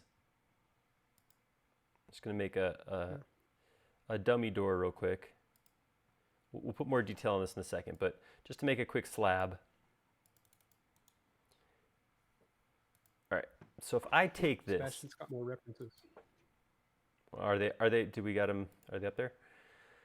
All right, so if I have this door in here, if I want to make this thing swing, the hinge has to be just right here, right? I mean, so this whole big old door is coming off of just this one hinge. So I was just thinking about that. I'm like, that alone's got to be, I mean, I have doors, like, you close them, you can see light, like, kind of goes in a, like, wedge like that, because it's not quite perfectly square. And that's a rectangular door with 3 hinges. I'm just thinking with this big old circle on one hinge, that's got to be a pain to keep it all lined, right? So it opens and closes, right? Yeah, I think there's an engineering feat, or they live in a world of magic. Oh, yeah, magic. Like probably there's some sort of articulating hinge that comes in and mounts on the back side of that door, allowing it to swing in. Well, it's now that this has happened to me on several things, where not that I'm trying to ruin the magic, but I do wonder, like, when next time I watch Lord of the Rings and that first scene where Gandalf shows up to come collect his hobbit, or I guess hobbit is really where that one happens. But I'm gonna be looking and like, can I see the hinge? Can I see how Weta engineered that thing to make it open up? I feel like it's probably going to be two different. They're going to have an inside, completely different set for the inside and the front door. Yeah. Sebastian posted a picture of Gandalf walking up to the front door, and he's significantly shoulders hit the top. Yeah. Yeah. So his And I head actually is up to looked like it up, here. and Gandalf's only 5'6", so it was incorrect that in the movie he's 5'11". Maybe that is a solid 5 inches of hat. No, that's at least a Maybe. foot of hat, right? Yeah, that's what I was going to call it. And Cody posted an awesome GIF of that random offset. Very cool. You guys should check that out because that's exactly what I was looking for. And I just wasn't smart enough to figure it out. All right. The door. Let's get down to this door. All right. So the door is made of planks. It's vertical pieces this way. You know what? Actually, if anybody can find... Oh, did Sebastian already get it? He did. I was about to post a different one. Beat me to it. So it is made of 14 planks of wood that are cut and put together. And you can see the hinge on that image too. Ooh, that's a fancy hinge. Okay, so what they actually got, that makes sense. We're gonna do the whole thing. Here, those of you who were not able to look at the forum at the same time, let me show you. Oh, look at that. Cody's saying it's flat on the bottom. This looks like it's round, so I don't know. All the pictures cut off right there at the bottom. You can't see. But look at that fanciness. Look at this. Look at that. So that's a total... Cody, come on, man. It's not even green.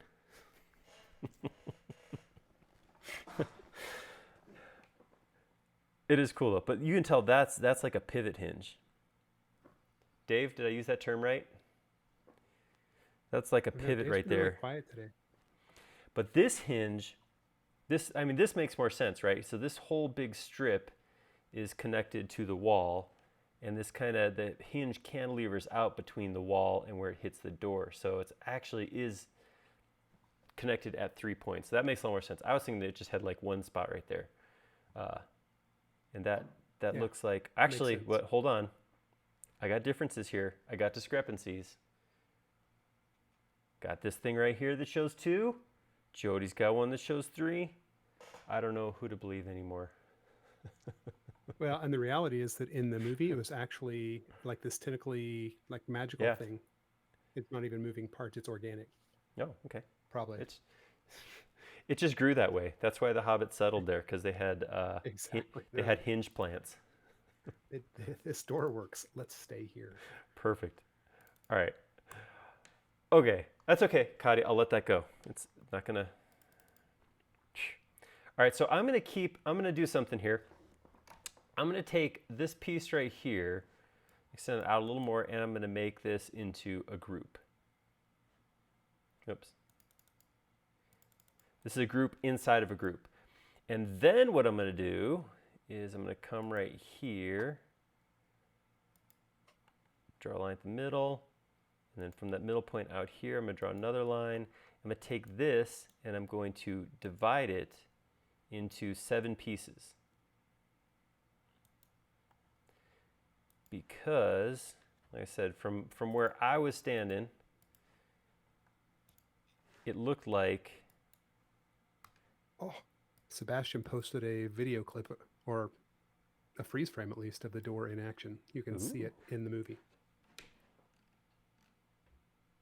It is definitely two hinges over there. All right. Definitely not flat on the bottom. We'll make something like that. It's definitely round. But you're right. You got a narrow margin to negotiate without stubbing your toe there. But at its middle point, that makes it 4 feet wide too. So carrying groceries or stuff inside is not you don't have to do the sideways, hold the door with your butt thing. You just walk straight through like this. All right, so here's what I'm thinking. I'm gonna make, they're kind of thick. They're definitely not like 2x4s. So I'm gonna make a single piece of wood like this. And now again, if I just take this and copy it across, if it's rendered or anything like that, it's just gonna show as one flat piece. So what I'm gonna do is I'm gonna come in here and I'm gonna knock just a little bit off of each corner. And I'm not gonna knock off the same amount either. I'm gonna just do this a little bit different on each one. Double click to push pull the same amount.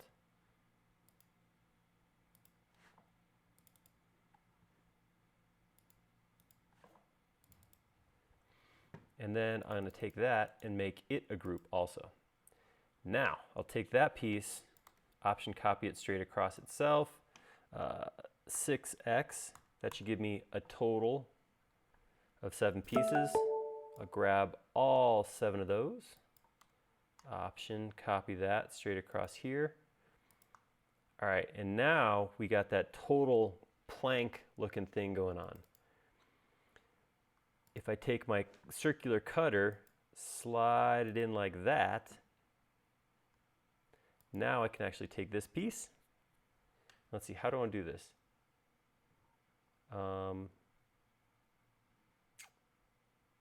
That's not gonna work. I have to make... Sorry, I got distracted watching Sebastian's video clip of the door working. I'm gonna have to make an opposite cutter. So I'm gonna say, come in here, make a rectangle from the middle. Like this. Push, pull that through.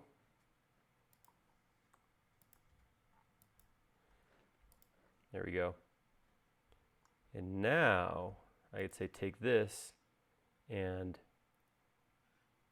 trim. Oops, my piece is not a solid. What did I do? Oh man, I got a stray edge there and I got it on 17 times. No, just kidding.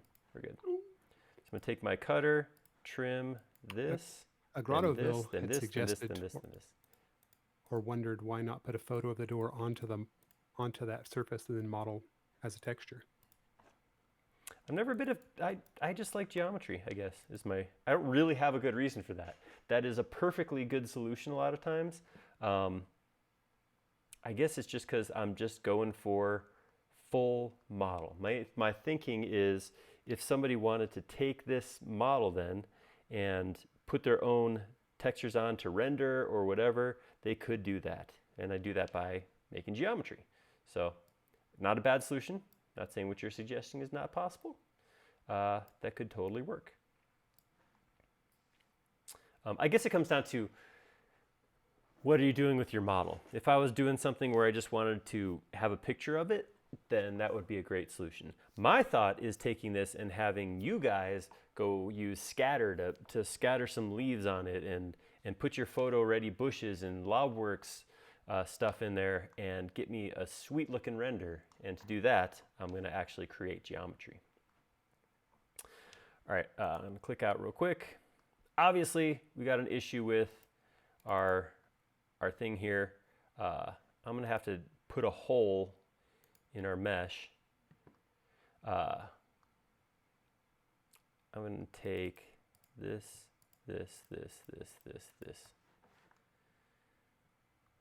Now if I grab it and I move it straight back, how big of what damage does that cause to my model? Too much. That's not going to work. So,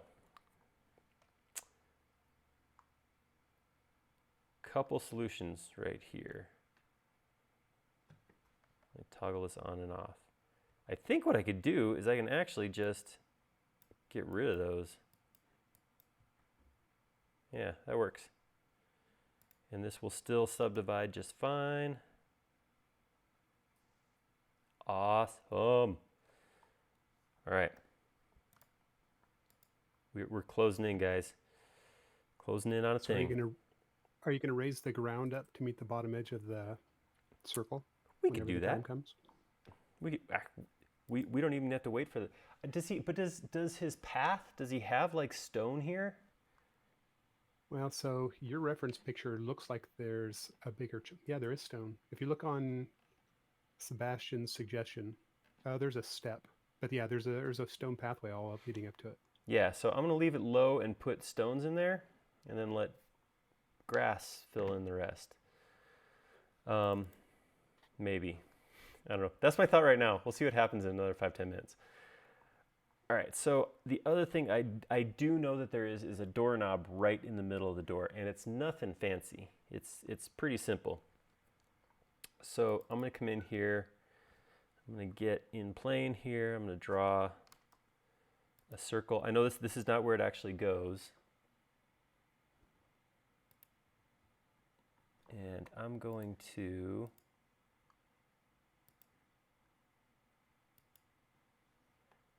draw a single plane. Oops, what did I do? I draw a plane on which I will draw half of a doorknob. So we're going to do something like, I don't know, something like this.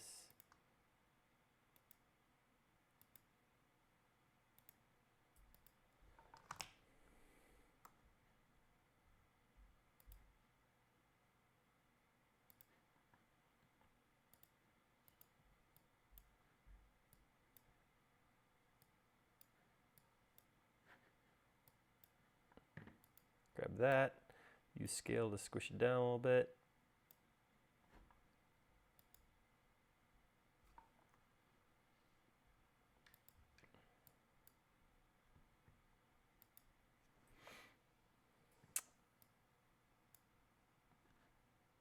Knock that corner off. Looks a little too sharp. All right. I'm going to take that now. I'm going to grab this. Say follow me. Follow that knob around. Make that a group. And now I'll move it from center point here. Start by going horizontal. So I'm going to constrain to my green axes right there. And to make it vertically align, I'll grab that edge right there, stay on the vertical axes to this middle point right here, and there we go. This begs an entirely new question of what does the door locking mechanism inside of that thing look like? I don't know. On Sebastian's post 9 minutes ago, there's a big old thing. I'm wondering if there's like a rod here that when he turns, it moves a rod in and out. Yeah. But that comes all the way out to the edge. But having to turn a little knob to do it seems like you gotta have an amazing grip strength. You got wizard grease in there. Everything moves perfectly right. Okay. Makes sense. All right. This is looking awesome. I want to stick my walkway in here. So I'm thinking like brick or stone, and then we start walking down with our steps down here. So what I'm going to do is I'm going to come here and put a nice big stepping stone. I'm going to constrain to the vertical, and I'm just going to start by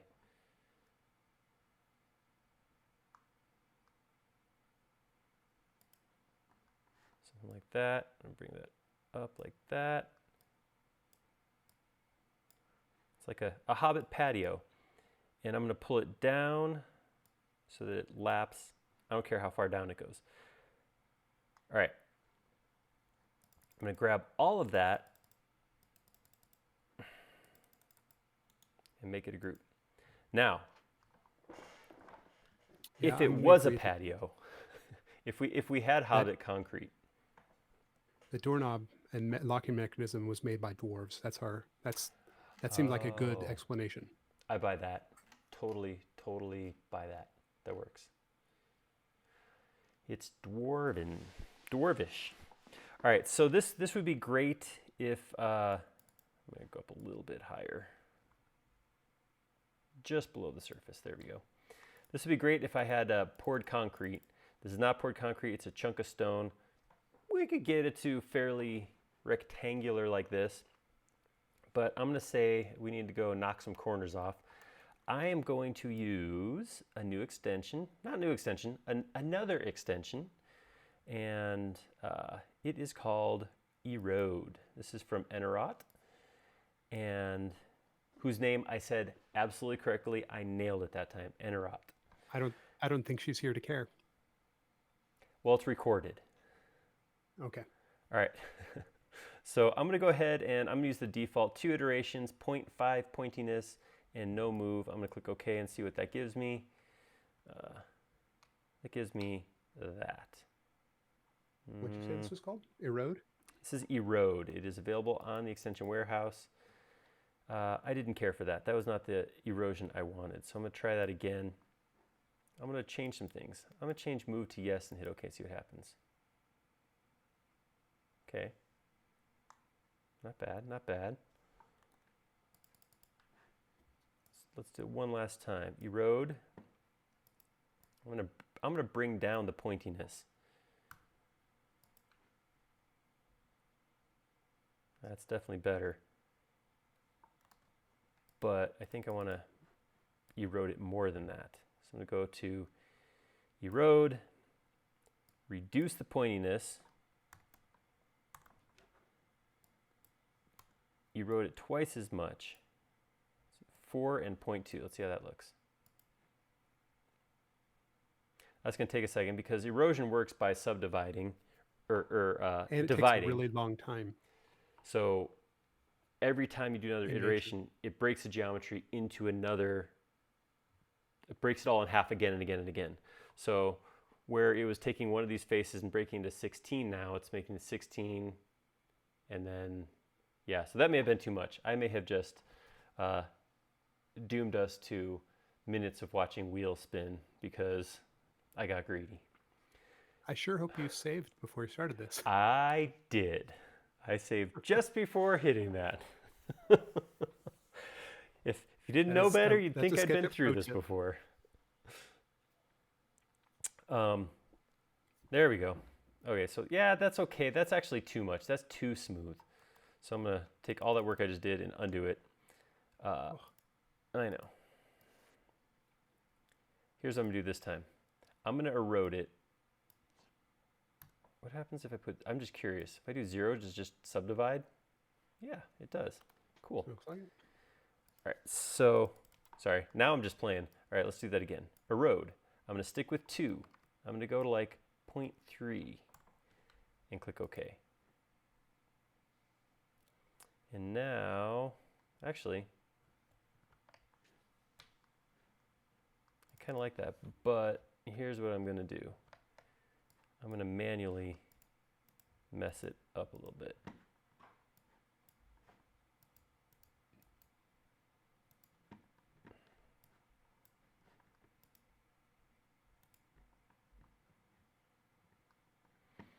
Someone else mentioned scale's a good one to make rocks with because you can make squish geometry around like that. All right, that's pretty good stone right there. The other thing is I worked off a perfect rectangle. With a perfect rectangle, Erode only does small movements, so you're kind of limited with the erosion you'll get.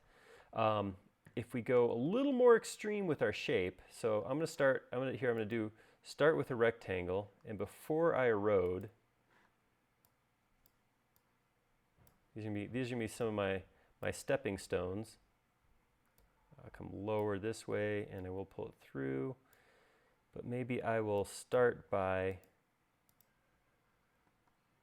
changing my shape a little bit. Pull it down so it goes all the way to the ground. And maybe I'll do something like draw a line right here. Whoops. Grab that line, pull it out vertically. Now, I'll go run the same erosion on it.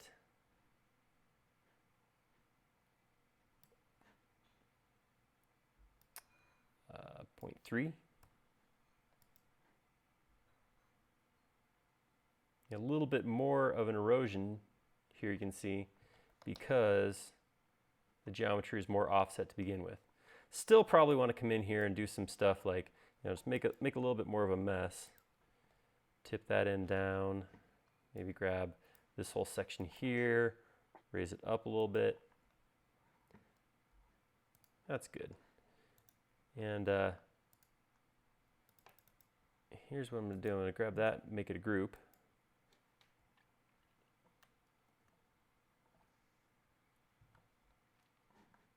And I will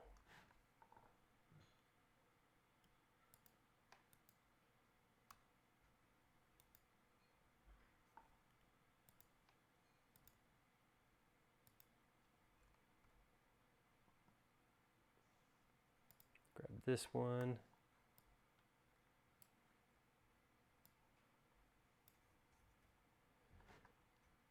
And then I'll use these commands to kind of tip and move those just a little bit. That's a little too much. Like that. And then this one I will flip around like that and scale it out.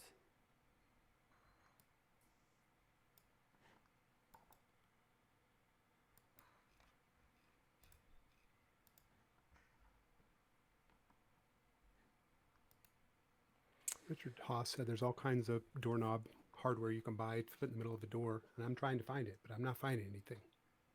Uh-oh. Is he lying to you? Oh, I think he's.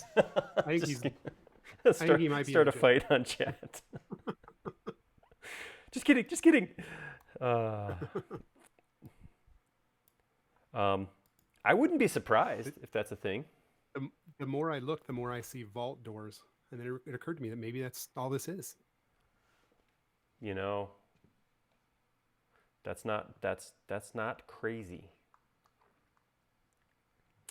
All right, so I don't have a good picture of what this all looks like, but I'm just using standard modify command, scale, move tool. I like to use the move tool.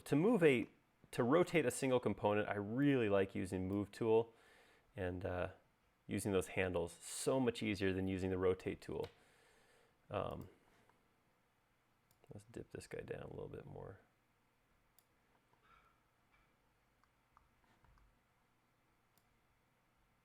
There we go. All right, so now the next piece is going to be these stairs kind of stepping down. Apparently I got a picture of the stairs on the forum. The third picture the second and third picture both have stairs really good. Yeah, they do. Well, I guess I'm doing my own stairs. But they do look, well, it's hard to tell because there's a couple things that happen. And I actually read about this, was after the movie, after they filmed the movie and they were doing post-production and all that kind of stuff, all of this set got super overgrown. And they had to come back and manicure it back when people started coming to see it as a sightseeing thing. So there's actually some differences between just this image right here that I have above me and like the images that are pulled from the movie. You can see there's a big difference in, Oops. Sorry. I screen saved there.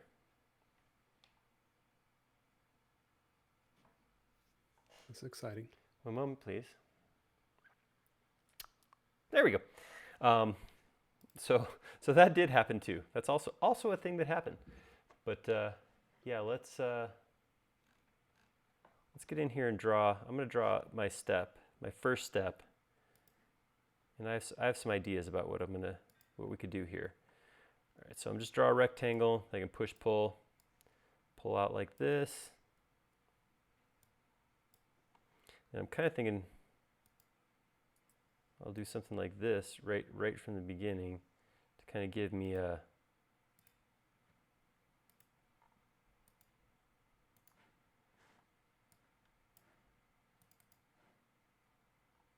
I'm going to do that too.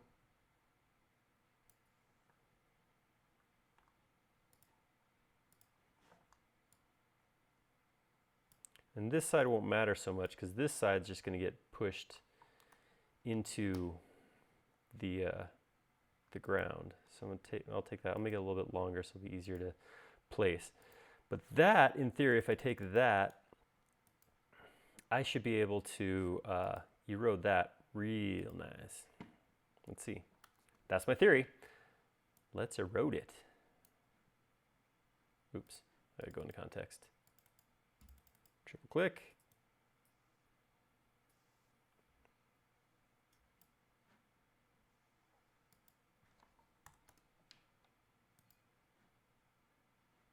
It's gonna take a little bit longer because it has more than just those couple of surfaces. Ooh. All right, let's see. Look at that.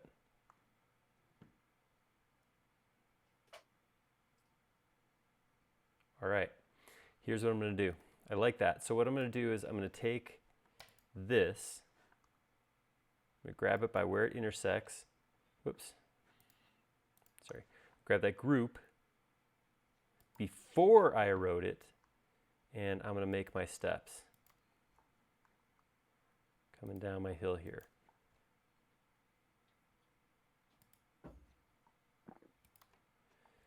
And the reason for that is, that was a little too far off.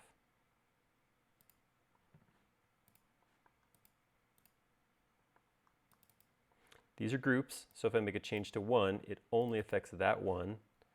It's not going to change them all like it would with the component. But the other thing is that when you run erode, what I could do here is between them, I could go, okay, well, I'll take this surface and move it forward a little bit and maybe pull this line forward. So I could do some things to change the shape of them. But if I just straight up come in here, select this, erode,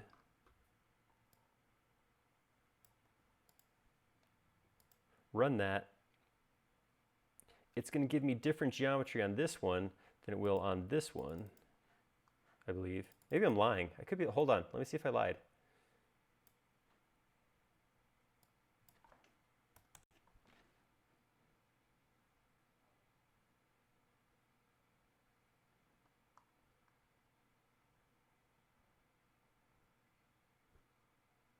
Yeah, they are different. So the way it put this crease in here is actually different from the way it did it down here. So I actually have this one goes in like that, that one raises up.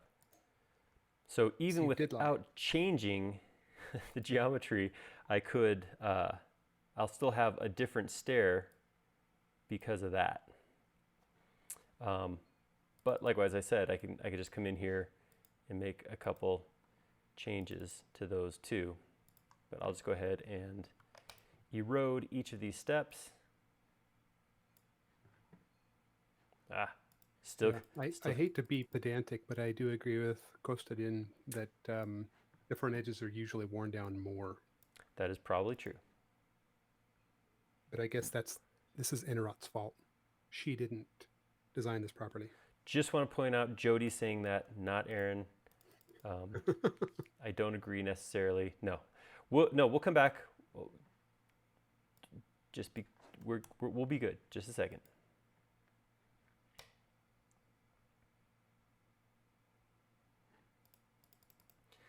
Okay, erode two more. That 0.3 seems to be just about right. And yeah, I think the issue is we have that geometry pointing out like that, so when it's subdividing across, it's definitely putting more wrinkles right there. But we can deal with that.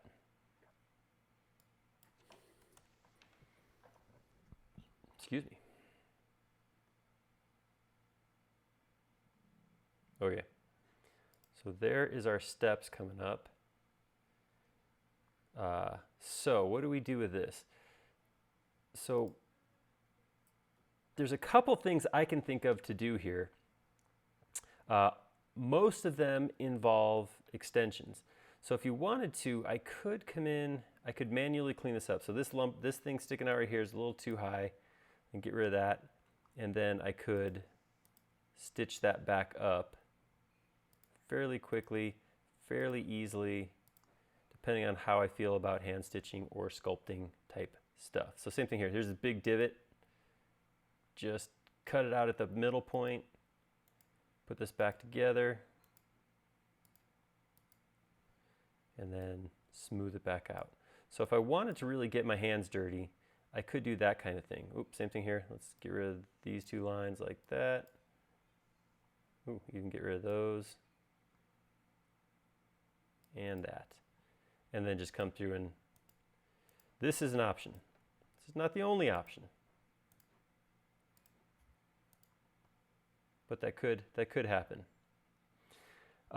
Another option would be something like, all right, so if I want to grab all of that geometry and want to flatten it out, I would suggest in vertex tools, there is an option to make planar. So if I select all the geometry, I can hit make planar and that'll flatten that out like that. So it actually gives me that flat section right there. I could also, using that same command, same vertex tools functionality, I could grab that and I could set a soft select radius of 6 or 7 inches and kind of pull down and put a little bit of a natural bull nose on the end there. So there's options. The other thing, actually, now I'm saying this retroactively, what I could have done is I could have, before I actually went in and eroded it, I could have actually just kind of chopped a chunk off. I could have put it like a 45 separation or a cut there, and then when I eroded it, it wouldn't have been so sharp and drastic on the front.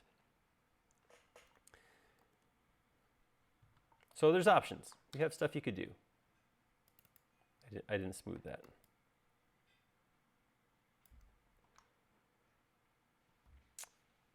All right. Well,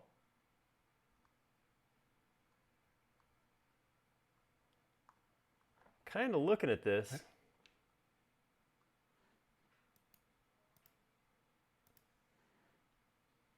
The suspense is killing me. I'm going to subdivide that mesh real quick. I'm going to come in here also and soften and smooth.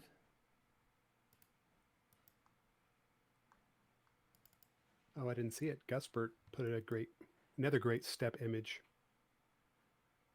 about 9 minutes ago. Oh, that part where I was actually modeling it and talking and not paying attention to stuff? Nice. Oh, that is very nice. Yeah, that's totally different. You can see some more windows going alongside over there too.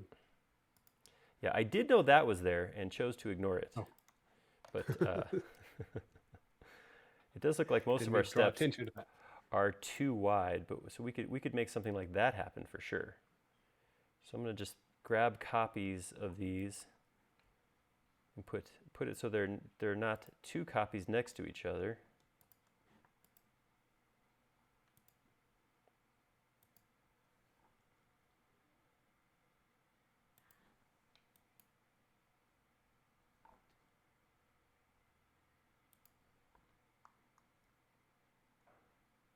Yeah, I'm definitely looking like I'm light on rocks now. I gotta get more rocks on the ground.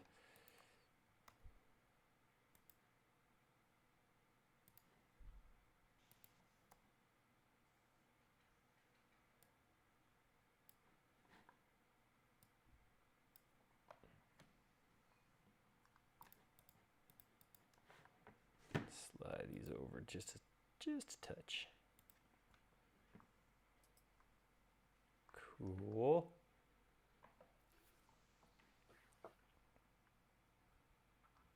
Yeah, you're right. Just got called out for. I'm trying to be cheap here. I'm trying to save myself time, but that's probably not worth doing. I'm betting if you looked at the calves of your standard Hobbit, they probably have, there's probably a lot of kind of sprinting and lunging up these steps. I bet that's a thing. So as I'm doing this too, the other thing I'm going to do is try to deform them occasionally. I don't want it to be apparent that these are the exact same steps over and over again. So I just do little deformations here and there where I can, and then just keep copying. Here, do this. Grab this one, shrink this one in, grab this one, and extend it out. There we go. We got a pretty good thing going here. I like the way both these look together. I'm going to copy them. Brian on YouTube suggested modeling the original cartoon Bilbo, and I'm just having these flashbacks. If you ever watched the original Hobbit cartoon? The greatest adventure. That one? That's the one. Oh. Yeah, I made my kids watch that with me. I bet they loved did it. not appreciate it as much as I did when I first saw it. There are some parts in it, I will admit, that I don't know if drug-fueled is the term, but there's some odd stuff that happens. It's always where there's a whip, whoosh, there's a way. That was a song that stuck in my head. I promise I won't sing anymore. Sorry about that, guys.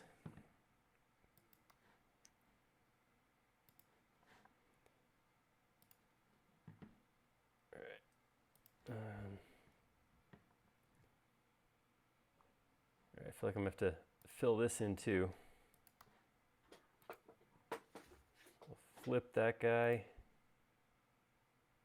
I'm only spending time on this because we're only 2 hours in, and I kind of feel like we got a pretty solid model already. I mean, you could do those windows. I could probably just copy the windows I have, actually. They look like just larger versions of those windows by the door. All right, that just might happen.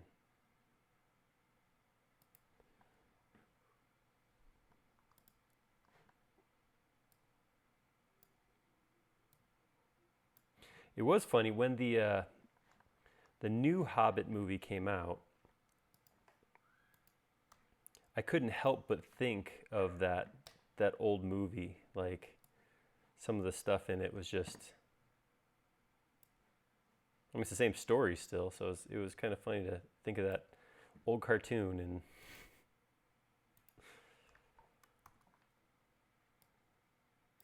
And yeah. So as I'm sitting here remembering this, I'm also thinking like it was probably the same art studio that did The Last Unicorn. Also, I believe it was, because yeah, that wizard dude looks like it came right out of it. And those noses, they all had that very distinctive Robust nose. Robust. Extended nasal capacity. All right, that's what we're gonna do. Yeah, it looks like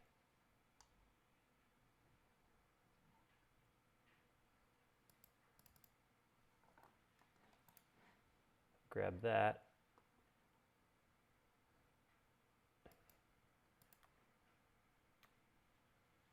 Got something like that going on.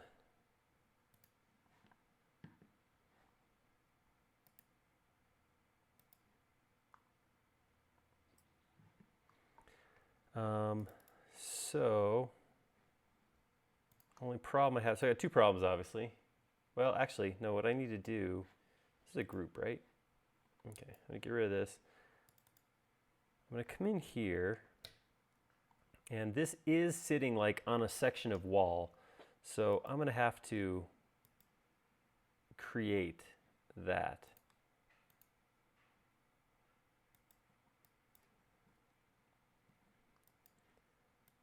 Create some geometry right there. I'm gonna pull this back.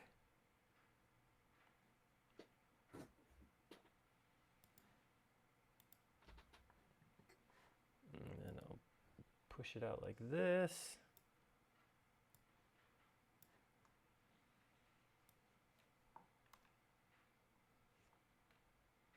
Goes up a little bit above.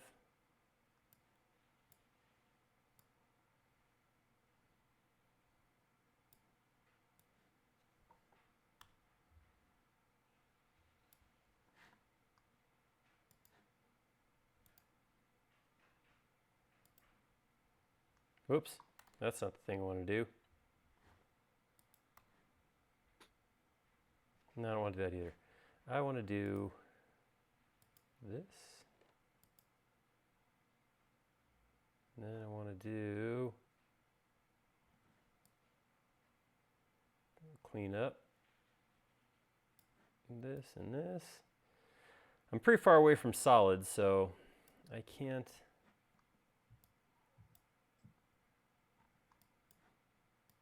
I'm off script right now. This is not the way I would be. Let's change The Wild West. some things. That's where we're at. The wild. I don't know what to call it. My Hobbit lore is not up to snuff.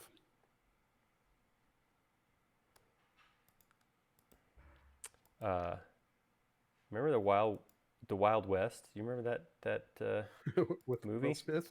Yeah, that had some fun stuff that probably should get modeled at some point. Yeah, it could definitely be. I'm not sure that it's a classic or a hit in the way that The Hobbit was, or Lord of the Rings. Not all movies are the same caliber as far as culture, but it was a fun one. Remember that big steampunk spider? And there's good stuff out there. All right. Or what was it? Cowboys and Aliens with James Bond in it? Oh yeah. That was a movie I watched once. I find that I definitely have a standard for movies that I've watched and then will watch again. That they're different.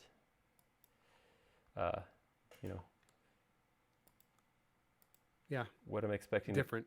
What I'm willing to put myself through multiple times versus ones where I watch them and I'm like, okay, seeing it. Well, some of them, they become cult classics. Well, you know what? This is great. Okay, so if you're watching right now, I need your input because there's definitely we're in a time where if there was a time to watch movies you've never watched before, this is probably it. What's your movie? Like, what's that movie that you could watch 6, 7, 8 times? What do you have? What do you watch when you just need to watch a solid movie? What's your favorite? Heat. Heat? I don't think I've ever seen that. I remember that. That's like Val Kilmer and not De Niro. Wait, Al Pacino. De Niro? Pacino and De Niro are in it, right? Pacino? Okay. I don't remember. I remember it was like 3 hours long, and so it's one of those that I keep saying, one of these days I'll watch that. Fifth Element I'll go back to. Ooh, that's a good one. I speaking of long movies that are on the list because I'm not going to watch it, The Irishman just came out on Netflix, getting awesome reviews, but yeah, it's like 3.5 hours long. Yeah. I mean, there's all kinds of stuff I'll do for 3.5 hours, but for some reason, whenever a movie is 3.5 hours, I'm like, maybe next time. Shawshank Redemption and Princess Bride. Bride, opposite ends of the spectrum. But so very good movies. The way that I calculate this is what have I bought on multiple platforms. That's true. I've owned Princess Bride on pretty much every media. I saw one that just went by that I would have to say The Dark Knight. Absolutely. I'll watch Dark Knight and Batman Begins over and over again. I'm a huge fan of Scott Pilgrim. That's a good one. I'll go back to that one. I'll go back to the new Spider-Man. What the heck? Spider-Verse. Into the Spider-Verse. I think we've talked about that. I think between the two of us, we've seen that 24 times. That's a good one. Scrooged is awesome. That falls on my holiday catalog, though. Big Scrooged Lebowski. Was really good. Big Lebowski Troll is 2. Very... Casey whipped out what is qualified as one of the worst movies of all time. So I fully respect that. Nobody has mentioned The Room yet. There's some good cowboy ones up there. Good, Bad, and the Ugly. That's a good one. Classic. I've been watching season 2 of Westworld, and so now I'm kind of in a cowboy kick. We went back and got back into Better Call Saul which I think we started a couple times but never stuck to, and that's good. I like something that I have the ability to binge for days on end if I need to. Troll 2 or the Snowman. Wow, you're just a man of the finest tastes. I fully respect that. That's awesome. I made my kids also go back, or my eldest daughter, when the remake of Clash of the Titans came out. I made my daughter watch the original Clash of the Titans, Harry Hamlin, which I watched when I was young, Oh, 60, yeah. 70 times probably. I could actually repeat the dialogue, and she watched it and she laughed at the stop motion. Not in Oh, a but fun, it's not so. in a fun way. Oh, well, you disown her then, man. It was a hurtful laughter. Blade Runner's also good. Yep, I really like the new one. Sebastian's saying just Breaking Bad. I debated that too. I'm like, well, I like having something where I can watch an hour or two of something each night, and Breaking Bad was definitely something that I enjoyed. I have debated going back and watching that again. I have a hard time going to these because that's kind of the new thing, right? Is making movies where the bad guy is the good guy, and there's some part of me that's watching shows to escape, and whenever the people I'm watching are bad people, I feel bad. I guess that makes sense.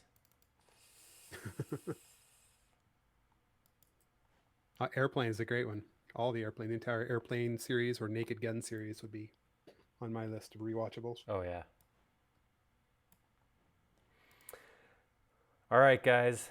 I think I'm kind of feeling like this is the thing. This is the thing I'm going to do, because any more than this, we got more than. I think it's awesome. I'm pretty happy with this. I'm going to save this. Here's what I'm going to do. I'm going to take this model and I'm going to put it on our warehouse. It's going to be up on 3D Warehouse, and I'll link to it in the forum. And I want you guys to take this and go with what's next. So I didn't render it. I did not put the tree on top. That was all intentional because I want to see what you guys do. I want to give you some homework, a mission. So take it, render it, get scatter in there, lab work. If you just got some good 2D or 3D components, drop them in there. Get this thing, you guys get this all gardened up and post it. And next week when we come back, next Friday, I'm not sure what we're modeling yet, but next Friday, we'll go back and we'll review your renders and just look at how awesome of images you guys could create. So I'm going to do that as soon as we finish up here. So the only thing I am going to do I'll is... say right now, because Mhm. someone's gonna encounter this. Whenever I go to the 3D warehouse, it looks like it is down. So are we? I've already pinged people that matter, but you might not be uploading right away. Okay, so in the not too distant future, I will do that. And this will be waiting for you. As soon as I get it up, I'll link it in the forum so you guys can see it there. If you don't already, just follow the forum and then you'll get notified when it comes up. But that's it. We're a little shorter than normal this time, but we've already got a solid 4 hours of modeling in this week, so I don't feel bad about that. Yeah, that turned out pretty cool. I think I feel good. You feel good, Jody? I feel really good. I feel darn good. Awesome. All right, well, I'm going to call it now. This is it. This is what we did. Thank you guys for showing up. Thank you for hanging out with us while we did this. Like I said, once this is up, grab it, go do your thing to it, and send it back to me. Even if you want to just put photo textures on it, that could be awesome. Put a good image in the background. If you don't have a renderer, do whatever you want to finish this off. I would love to see where you take this next. Until next time, let's say thank you, Jody. Thank you for having me. There we go. I'll give you a pause there. Good night, Grayson. And you guys keep an eye out. Like I said, follow us on Instagram, SketchUp_official, to get notifications of our next live model. And watch the forum too, because the forum we've actually been posting when these models are going to go up. So thank you, everybody. Stay healthy, stay safe, stay sane. Do your best to keep it together during this crazy time. And I will see you guys probably Monday. Thank you.